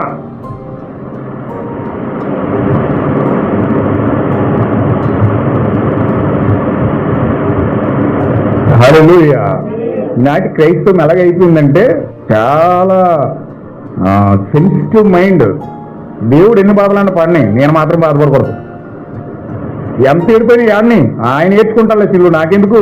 నేను నా పని నేను సౌకర్యంగా దేవుని కంటే ఎక్కువ సుఖానుభవం నేను అనుభవిస్తే చాలులే. హల్లెలూయా. దేవుని నాకు మహిమ కలుగును గాక. ఈనాటి క్రైస్తవం అలా అయిపోయిందండి. ఎందుకు సంఘాలు చెడిపోతున్నాయంటే, ఎందుకు అక్రమ సంబంధాలు పెరిగిపోతున్నాయంటే, ఎందుకు భయంకరంగా ఆ గర్వంతోనూ అసూయతోనూ ద్వేషాలతోనూ పగలతోనూ చచ్చిపోతున్నారంటే జనాలు. ఏది అక్కడ గొర్రెలు లేదు, ఏడుపులు లేవు, కల్వరి యొక్క అనుభవం లేదు అక్కడ, ఆ పెంచుకొచ్చే అనుభవం లేదు అక్కడ లేదు. కనుక ఈరోజు మనుషులు స్వార్థపూరితులై గంభీరంగా గుండెలు దాచుకుని తిరుగుతున్నారు. కానీ పశ్చాత్తాపంతో నా కొరకు ఒక గొర్రెపిల్ల చచ్చిపోయింది, నేను నా స్థానం ఆయన తీసుకున్నాడు, నేను బలి అయి నేను కూడా ఆ యొక్క గొర్రెపిల్ల దీనత్వం కలిగి ఉండాలనే స్వభావము ఆ యొక్క మనిషి లోతుల్లోకి రావడం లేదు. హల్లెలూయా. పశ్చాత్తాపం అనేదంట హృదయ లోతు నుంచి రావాలంట, పెదవుల మీద కాదు. అందరూ చూస్తారని ఏదో కన్నీటి బొట్లు కార్చి చాలా మందికి ఓరకనే వచ్చేస్తాయి కన్నీళ్ళు. ఉచితే అది నిజమైన పశ్చాత్తాపం కాదు. పశ్చాత్తాపం నిజమైనది కాదు అది. చాలా మంది ఏం చేస్తారు, ఓరకనే నటిస్తే ఏడుపు వచ్చేస్తుంది. నా దగ్గర ఉండే సోదరుడు వర్తమానంలోనే ఏడుపు రాదకుని వెళ్ళిపోయి నటించేసి గట్టిగా కౌలించి ఏడ్చేసి బయటకు వచ్చాను. బాగా ఏడ్చానా అది అతను అలా పడగొట్టాలంటే ఏడాలి ఇక్కడ అనేవాడు. అంటే అతను పడగొట్టడానికి అతను కన్నీరు అంతే. నటనతో కూడిన ఏడుపు అది. హల్లెలూయా. నా ప్రియమైన సహోదరులారా, మనం అలా ఉండకూడదండి. మన కోసం దేవుడు బలైపోయాడు. అక్కడ మన కోసమైన విలవిల్లాడుతున్నాడు. ఆ కలవరిలో అంత విలవిల్లాడుతుంటే మరణం మామూలు మరణం కాదండి. మనుషుడు అన్నవాడు చూడలేకపోయాడు. స్త్రీలందరూ కళ్ళు మూసుకున్నారు, అయ్యి బాబోయ్ అని. అంత భయంకరంగా కలవరి శ్రమ ఉంది. ఈరోజు భక్తి అంటే మనకు ఎంజాయ్మెంట్. ఆ చర్చిలో కూర్చుందని చెప్పి ఆటపాట, మళ్ళీ బయటికి వెళ్తే మన ఇష్టానుసారంగా ఉంటుంది. ఏది భక్తి చేయట్లేదు ఎవరు కూడా. భక్తి లేదు వాళ్ళ హృదయాల్లో. వర్తమానం అని చెప్పుకుంటూ వీళ్ళు అలాగే ఉన్నారు. ఆ భక్తి అని చెప్పుకుంటూ ప్రపంచం అలాగే వెళ్ళిపోతూ ఉంది. భక్తి లేదు, భయం లేదు, భీతి లేదు, గౌరవం లేదు. ఎందుకు అంటే ఆ విలవెల్లడు ఆడుతున్న క్రైస్తవ జీవితము ఈరోజు కుటుంబాల్లో లేదండి. ఏమనంటే బాధ, ఏమనంటే నొచ్చుకోవడం, కోపాలు, తాపాలు, దెబ్బలాట్లు, గొడవలు ఇవే తప్ప వాళ్ళ జీవితంలో పశ్చాత్తాపం లేదు, విరిగి నరిగిన మనసు లేదు, ఏడ్చుకుంటూ కన్నీరు కార్చి బలిపడి దగ్గరికి వెళ్ళేది లేదు. ఎందుకంటే గొర్రెపిల్లనే తేలిగ్గా తీసుకుంటారు వీళ్ళు. గొర్రెపిల్ల చాలా తేలికైపోయింది. తేలిక పాటిగా వెళ్ళి ఏదో గిన్నెలో తీయట్టుకుని రొట్టె మొక్కే కదా ముంగేస్తున్నారు తప్ప అందులో నిజమైన పశ్చాత్తాపం లేదని. హల్లెలూయా. చివరకు అదే మరల పునరుత్థానం అవుతుంది. చివరకు అదే ఒక ఆచారంగా తయారవుతుంది, కొనసాగుతుంది. దేవుని యొక్క ఆజ్ఞ జనులకు ఒక పర్యంచారంగా అయిపోయింది. అప్పుడు ఆయన ఇక్కడికి వచ్చాడు. మంచిది, మనం చూద్దాం. ఇది ఈనాటి ఫలానిది నేను కూడా అందులోనే వెళ్ళిపోవటం మంచిదేమో. అవును, నేను ఒక ఎద్దును బలిగా అర్పించేదను. ఆయన వెళ్ళాను, సరే ప్రభువా ఇదిగో నా ఎద్దు అనేను. చూసారా, అందులో ఎట్టి యథార్థత లేదు, దానిలో ఎటువంటి గ్రహింపులు లేదు. ప్రవక్త అన్నట్టు చూడండి, వీడు గొర్రెలు నడిపించాడు కదా, వీడికంటే శ్రేష్టమైన బలి పెడతాను. గొర్రె కంటే పెద్దది ఏంటంటే ఎద్దు. ఎద్దుగో నేను ఎత్తుకొచ్చాను. వీడు ఓ గిన్నె రత్నమే ఒలికించాడు. నేను చూసావా గోలుముడు రత్నం ఒలికించాను. ఇప్పుడు ఎద్దు రత్నం ఎక్కువ వస్తుంది, గొర్రె రత్నం తక్కువే. వీళ్ళు ఒకరి మీద ఒకరు పెద్ద పెద్ద పెద్ద పెద్ద హైలైట్ గా ఒకరి మీద ఒకరు పోటీగా భక్తులు చేసుకున్నారు. కానీ నిజంగా అందులో యథార్థత లేదట. భక్తి పోటీ అయిపోయింది. రోజు ఆడు బాగున్నాడా, ఆడికంటే నేను ఇంకా బాగుండాలి. ఆడు బాగా ప్రార్థన చేస్తున్నాడా, ఆడికంటే ఇంకా ఎక్కువ బాగా పాట పాడాలి. ఆడు బాగా పాడుతున్నాడా, ఆడికంటే ఎక్కువ బాగా పాడాలి. ఆడు ఎదిగాడా, నేను కూడా ఎదిగిపోవాలి. అంటే ఒకరిని చూసి ఒకడు ప్రేరేపించబడి, ఒకరిని చూసి ఒకడు నూతనాత్మ అంటాడు ప్రవక్త. నూతనాత్మ అంటే ఒకరాత్మ ఒకరు పొందుకోవడం. అంటే ఆయన చూసి ఈయన చూసి వాళ్ళు భక్తులు చేసుకోవడమే తప్ప నిజమైన హృదయ లోతుల్లో నుంచి వచ్చే భక్తి లేదు ఈరోజు. హల్లెలూయా. ఆడు చెడిపోడుగా నేను కూడా చెడిపోతాను. ఆడు తాగుతున్నాడు కాబట్టి నేను కూడా తాగుతాను. ఆడు పాడైపోడు కాబట్టి నేను కూడా పాడైపోతాను. అంటే మనుషులు చూసే వీళ్ళ ప్రవర్తన ఉంటుంది తప్ప నిజంగా హృదయ రోజుల్లో నుంచి దేవుణ్ణి ఆరాధించే ఆరాధన, ఆ భక్తి జీవితం అనేది ఈరోజు మనిషికి లేదు. ఒకరిని చూసి ఒకడు ఫాలో అవడమే. ఆయన చూసి ఈయన చూసాడు భక్తి. కుక్క నక్కం చూసి పిల్లి వాతలు పెట్టుకున్నట్లుగా మనుషులు అయిపోయారు. అది మాట్లాడుతున్నాడు ప్రవక్త ఇక్కడ. నేను మాట్లాడతలేదు సుమా, దేవుని యొక్క ప్రవక్త చెప్తున్న ప్రసంగం ఇది. సహవాసం అనే మెసేజ్ చెప్తున్నాను మీకు. మీరు ఇంటికి కావాలని చదువుకోండి. నేను చెప్పిన మాటలన్నీ అందులో ఉన్నాయి లేదు తెలుస్తుంది. ఇంటికి చదువుకోండి. ఇది ప్రవక్త మాటలు. నా మాట కింద తీసుకున్నారు మీరు బలైపోతారు. ఇది ప్రవక్త మాట. దస్ బై ద లార్డ్ యెహోవా ఇలాగ సెలవుస్తున్నాడు. ప్రవక్తలో ఉండి 7వ దూతలో నుంచి దేవుడు బలిష్ఠుడని దూత మాటలని మాటలు. హల్లెలూయా. మార్నింగ్ చెప్పుకున్నామండి. ఎవరు మాట్లాడుతున్నారు? 7వ దూత నుండి మాట్లాడేది ఎవరు? నిబంధన దూత క్రీస్తు మాట్లాడుతున్నాడు. అంటే ప్రవక్త ఎందుకు అన్నామంటే ఈ ప్రవక్త మాటే దేవుని మాట. హల్లెలూయా. ఎంత గట్టితంగా అక్కడ వార్నింగ్లు ఇస్తున్నాడు చూడండి. ఈరోజు గ్రహింపు లేదండి, ఆచారం అయిపోయింది, పారంపర్యాచారంగా అయిపోయింది. ఇప్పుడు ఆ విధంగా మనం ప్రభురాత్రి భోజనం తీసుకోరాదు. చూడండి ఆయన చెప్తున్నాడు, ఈ విధంగా ప్రభురాత్రి భోజనం ఆచారపరంగా తీసుకోరాదు. ఆ విధంగా మనం అలా తీసుకోకూడదు. ప్రభు బల యొద్దకు వచ్చినప్పుడు అలాగే ఉన్నది. యెషయా 35 అధ్యాయంలో ఇలా చెప్తా ఉన్నాడు. క్షమించండి, యెషయా గ్రంథం 60 అధ్యాయము, దాన్ని తిరిగి తీసుకున్నామండి. అది ఎస్సీ 28 అధ్యాయం అనుకుంటాను. దీన్ని అక్కడ చూద్దాం.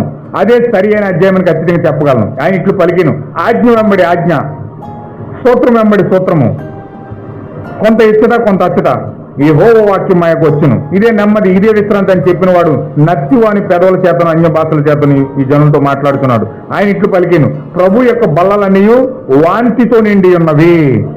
ఎవరికి విద్య నేను నేర్పుదును, ఎవరికి నేను విద్య బోధించుదును, ఎవరికి వర్తమానం తెలియజేదును. చూసారా, సరైన వాక్య భాగం నేను తలంచున్నాను. యెషయా ఎవరికి విద్య నేర్పుదును. చూసారా, ప్రభు బలలో, ప్రభు రాత్రి భోజనాన్ని ప్రభు బలాలుగా మార్చేశారు.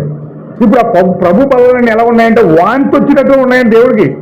ఎంత భయంకరంగా అయిపోయి ఆచారపరంగా పారంపర్యం చేస్తుంటే గర్వాలతోనూ ఆ యొక్క అసూయలతోనూ ద్వేషాలతోనూ నింపబడిపోయి వీళ్ళు ఏదో ఆచారపరంగా వెళ్ళిపోయి ఏమాత్రం పశ్చాత్తాపం లేకుండా, ఏమాత్రం అక్కడ దేవుని యొక్క ఆరాధన లేకుండా వీళ్ళు ఏదో నామకార్థంగా వెళ్ళిపోయి చేసేస్తుంటే దేవుడికి దాన్ని చూస్తుంటే వాంతి వచ్చేస్తుందంట. నీకేమో చాలా ఇష్టంగా ఉంది, దేవుడికి ఏమవుతుంది? వాంటింగ్ అవుతుంది. ప్రభు బలాలన్నీ కూడా వాంటింగ్ నుండి ఇరిపోయింది. అలాంటి వాళ్ళకి నేను విద్య చెప్పనా? అలాంటి వాళ్ళకి నేను బైబిల్ చెప్పనా? అలాంటి వాళ్ళకి నేను సత్యాలు వెల్లించనా? అలాంటి వాళ్ళకి నేను సత్యమైన వాక్యాన్ని వాళ్ళకి చెప్పనా? చెప్పిన వినరాలు. దేవుడు మాట్లాడుతున్నాడు, చెప్పినా వినరు. ఎందుకంటే వాళ్ళు అందులో నిమగ్నం అయిపోయి అదే సత్యం, అదే బోధ, అదే నిదానం, అదే ప్రధానం అంటే వెళ్ళిపోతున్నారు. మరి ఎలాగ అర్థమవుతుంది? అది ఎలాగ అర్థమవుతుంది? ఎంత భయంకరమైన కార్యాలు చేస్తూ దేవుడికి వాయింటింగ్ తెచ్చేట్టుగా ప్రభు బల్లాలు చేస్తున్నారు. ఈరోజు ప్రభురాత్రి భోజనం మానేశారు. ప్రభు బల్లల్లోకి వెళ్ళిపోయి పితరుల పర్యాచారంగా చేసుకుంటూ ఎద్దులను ఒకడో, గొర్రెలను ఒకడో, మేకలను ఒకడో కోసుకుంటూ రత్నమే కదా ఇచ్చేది ఇదిగా అన్నట్టుగా ఈరోజు ప్రజలు వెళ్తున్నారు. కానీ వాళ్ళ హృదయాల్లో పశ్చాత్తాపం లేదు, ఒప్పుకోలు లేదు. ఆ స్థానం నాదే అని వాళ్ళ కళ్ళు శరీరాన్ని నల్లగొట్టుకుని ప్రయాసపడి అక్కడికి వెళ్ళి ప్రాధేయపడి క్షమాపణ అడిగి ఆ ఓపు కూడా ప్రజలకు లేదండి. హల్లెలూయా. ఇప్పుడు మనం ఈ రాత్రి జరిగించబో గొప్ప సంగతి ఏదనగా ఆయన మరణమును గురించి జ్ఞాపకార్థం, మరియు మనము రోజు తినుచున్నాము, నమ్ము ఆయన శరీరము లేక తినుడు జరుగుతున్నది. దేవుని వాక్యం తీసుకుని మన సహోదరుడు బోధించిన ప్రకారము దానిని మనము పూర్ణ హృదయంతో నమ్ముచున్నాము. అది ప్రత్యక్షపరచబడిన మనము చూస్తున్నాము. అది మనకు అనుగ్రహించబడట చూస్తున్నాము. అది రుజువు చేయబట్ట చూస్తున్నాము. మన జీవితంలో దానిని మనము అనుభవించుచున్నాము. అది ఒక క్రమం అని మాత్రమే చేయుట కాదు, కానీ మనము చేయుచున్న దానిని ఒక లోతైన మనస్సాక్షితో చేయుటకు తప్పక రావాలను. హల్లెలూయా. మనం చేసే ఈ ప్రభురాత్రి భోజనం ఎలా చేయాలంటే లోతైన మనస్సాక్షితో, మంచి ఒప్పుకోలుతో, పశ్చాత్తాపముతో, కన్నీటితో ఆ స్థానం నాదే అని దేవుణ్ణి పట్టుకుని ప్రభు యొద్దకు రావాలట. నిడారంభరంగా రావద్దు, ఆచారపరంగా రావద్దు. ఏదో తీసుకుందాంలే, తీసేసుకుని వెళ్ళిపోదాంలే, మన పనిలో మనం నిమగ్నమైపోదాంలే అన్నట్టుగా రావద్దు. దీని మీద ఒక భయం ఉండాలి, భక్తి ఉండాలి. ఖచ్చితంగా ఒక గౌరవం ఉండాలి, ఒక పశ్చాత్తాపం ఉండాలి, ఒక ఒప్పుకోలు ఉండాలి. నువ్వు చేసిన ప్రతి దాన్ని పరిశీలించుకోవాలి. ప్రతిదీ కూడా తన్ను తాను పరీక్షించుకొని ఎడల తీర్పు పొందకపోదురని చెప్పాడు దేవుడు. నీ జీవితంలో జరిగిన ప్రతి పరిస్థితిని పరిశీలించుకోవాలి. ఎక్కడైనా దారి తప్పానా, ఎక్కడైనా పాపం చేశానా, ఎక్కడైనా అబద్ధం ఆడానా, ఎక్కడైనా కార్యాలు జరగపోయినాయా, ఎక్కడ నేను దారి తొలగిపోయాను, అన్ని సరి చేసుకుని ఒకవేళ సరి చేసుకోలేని పద్ధతులు ఏమన్నా నీకు కనబడితే వెంటనే దాన్ని సరి చేసుకొని చక్కగా ఒప్పుకొని అప్పుడు దేవుడి దగ్గర రావాలి. హల్లెలూయా. ఏదో ఒక నామకార్థంగా తీసేసుకున్నామన్న లెక్కలో తీసేసుకోవడం కాదు, అలా రావద్దండి. దేవుని నాకు మహిమ కలుగును గాక. ఇంకా చాలా ఉంది మెసేజ్, టైం అయిపోయింది, నేను ముగించేస్తాను. కనుక నా ప్రియమైన సహోదరులారా, చాలా మెసేజ్ చెప్పాలనుకున్నాను కానీ టైం సరిపోవట్లేదు. నాకు చాలా వచ్చేస్తుంది వాక్యం. నాకు నిలబడుతుంటే నాకు తెలియకుండానే చాలా వాక్యం వచ్చేస్తుంది. దేవుడు ఇక్కడ పని చేస్తున్నాడు, మాట్లాడుతున్నాడు ఇక్కడ. ఖచ్చితంగా దాన్ని నాకు అర్థమవుతుంది, నాకు కూడా భయం కలుగుతుంది. నేను కూడా మీలో వాడిని, నేను కూడా సరి చేసుకుంటూ వెళ్ళాలి, నేను కూడా పశ్చాత్తాపడాలి, నేను కూడా మంచి ఒప్పుకోవాలి. ఖచ్చితంగా మీతో నేను కూడా ఒకనే. అందుచేత ఖచ్చితంగా మీరు అందరూ కూడా, మీకు చెప్పడమే కాదు, అది నా జీవితానికి కూడా నేను చెప్పుకుంటున్నాను. అందుచేత మనందరం దేవుడి పిల్లలమై ఉన్నాం. ఖచ్చితంగా మనం అందరం కూడా పశ్చాత్తాపడి చక్కగా దేవుని మీద మోకరించి ఖచ్చితంగా మంచి ఒప్పుకోలతో పరిశుద్ధాత్మను పొందుకొని, ఒక లేకపోతే ప్రభువుని అడిగి పరిశుద్ధాత్మ నాకు దయచే ప్రభువా, లేకుండా తీసుకుంటే నాకు క్షమించు ప్రభువా, నాకు ఖచ్చితంగా పరిశుద్ధాత్మ కావాలి. నేనేదో నామకార్థంగా ఆచారపరంగా ఏదో మూఢభక్తితో నేను వచ్చి దీన్ని తీసుకోవడానికి ప్రయత్నం చేయను ప్రభువా. ఖచ్చితంగా నా కొరకు నువ్వు బలయ్యావు, నా కొరకు నువ్వు చనిపోయావు, నీ కొరకు ఖచ్చితంగా నా స్థానం నువ్వు తీసుకున్నావు, అది నా స్థానం, అది నీ కలవరలో ఆయన కొట్టుకుంటున్నట్టు నువ్వు కూడా ప్రయాసపడి పశ్చాత్తాపడి చక్కగా మంచి ఒప్పుకోలుతో ఈ ప్రభురాత్రి భోజనం అడుగు పెడితే దేవుడు ఖచ్చితంగా నిన్ను పరిపూర్ణంగా దీవిస్తాడని. హల్లెలూయా. ఆయన ఆజ్ఞలను కట్టడలను గైకొని వాడు ధన్యుడు. దేవుని దృష్టిలో నువ్వు ధన్యత పొందుకోవాలంటే ఖచ్చితంగా నువ్వు రావాల్సిన క్రమం ఇది. ఏదో ఒక ఆచారపరంగా మనం ఇక్కడ రాకూడదు. ఏదో ఒక భక్తి పరంగా మూఢభక్తిలో ఏమీ ఒప్పుకోకుండా తడి పెదవుల మీద పప్పలండుతూ ఇక్కడ రాకూడదు. దయచేసి ఎవ్వరు కూడా అలా ఉండొద్దు. ఖచ్చితంగా మీరు అలా ఉండరని నేను నమ్ముతున్నాను. ఖచ్చితంగా మీరు అలా అనుకోవట్లేదని నమ్ముతున్నాను. మీరు వాక్యాన్ని వెంబడిస్తున్నారు, యేసుక్రీస్తు బాప్తిజం పొందారు, ప్రభురాత్రి భోజనం తీసుకోవడం సిద్ధపడతా ఉన్నారు. కనుక ఖచ్చితంగా మీ హృదయాలు పరిపూర్ణంగా సిద్ధపరచుకుని సమర్పణతో చేసిన ప్రతి పాపాన్ని ఒప్పుకొని జీవితంలో జరిగిన ప్రతి లోపాన్ని సరిచేసుకొని ఒకవేళ ఏదైనా గుర్తు రాకపోతే నన్ను క్షమించి ప్రభువా, ప్రతి గుర్తొచ్చిన దాన్ని ఒప్పుకొని గుర్తురానివన్నీ దేవుడు కుదిలేసి ఖచ్చితంగా మనం అందరం కూడా పశ్చాత్తాపంతో బలిపీఠం దగ్గరికి వెళ్దాం. అయోగ్యులుగా మాత్రం రావద్దు. ఇక్కడికి వచ్చి పాపాన్ని పొందుకోవద్దు. ఇక్కడికి వచ్చి మీరు శాపగ్రస్తులు అవ్వద్దు. ఇక్కడికి వచ్చి దెయ్యాన్ని మీరు పొందుకోవద్దు. ఆ యోధ ఇస్కరియోతు ప్రభురాత్రి భూమిని తీసుకుని దెయ్యాన్ని పొందుకున్నాడు. మనం ఇక్కడికి వచ్చి ప్రభురాత్రి భూమిని తీసుకుని దెయ్యాలు పొందుకోకూడదు. అయోగ్యులుగా మనం ఇక్కడికి వస్తే మనం తర్వాత శిక్షలు పొందుకుంటాం, తీర్పులు వస్తాయి. అందుచేత అవన్నింటిని దూరపరచాలంటే మనం చక్కగా పశ్చాత్తాపడి దేవుని దగ్గరికి వెళ్ళే ఒకే ఒక మార్గం పశ్చాత్తాపడుట. హల్లెలూయా. రిపెంటెన్స్, మారు మనసు పొందుట. మారు మనసు అనగా అర్థం చెప్పాను మీకు, పరిశుద్ధాత్మ రాకడకు మీరు మార్గం సిద్ధపరచడమే. హల్లెలూయా. మీరు ఎప్పుడైతే దేవునికి మార్గం సిద్ధపరుస్తారో, మారు మనసు పొందుకుంటారో, రిపెంటెన్స్ పొందుకుంటారో, ప్రభు ఇప్పుడు వరకు నేను తప్పు చేశాను, ఇప్పుడు వరకు నేను పాపం చేశాను, ఇక్కడి నుంచి నేను అలా చేయడానికి ఇష్టపడలేదు, నేను ప్రార్థిస్తాను, నీతో సహవాసం చేస్తాను, నీకు ఒక మార్గాన్ని సిద్ధపరుస్తున్నాను, నువ్వు నాలుగు రా ప్రభువా, నాకు సహాయం చేయ ప్రభువా అని బ్రతిమాలుకుంటూ మనం ఆ మార్గంలో అడుగు పెడితే ఖచ్చితంగా దేవునిలోకి వచ్చి అత్యధికమైన సంతోషము సమాధానము దేవునికి ఇస్తాడు. దేవుడు మమ్మల్ని దీవించును గాక. ఆమేన్. ప్రార్థన చేద్దామండి అందరం కూడా.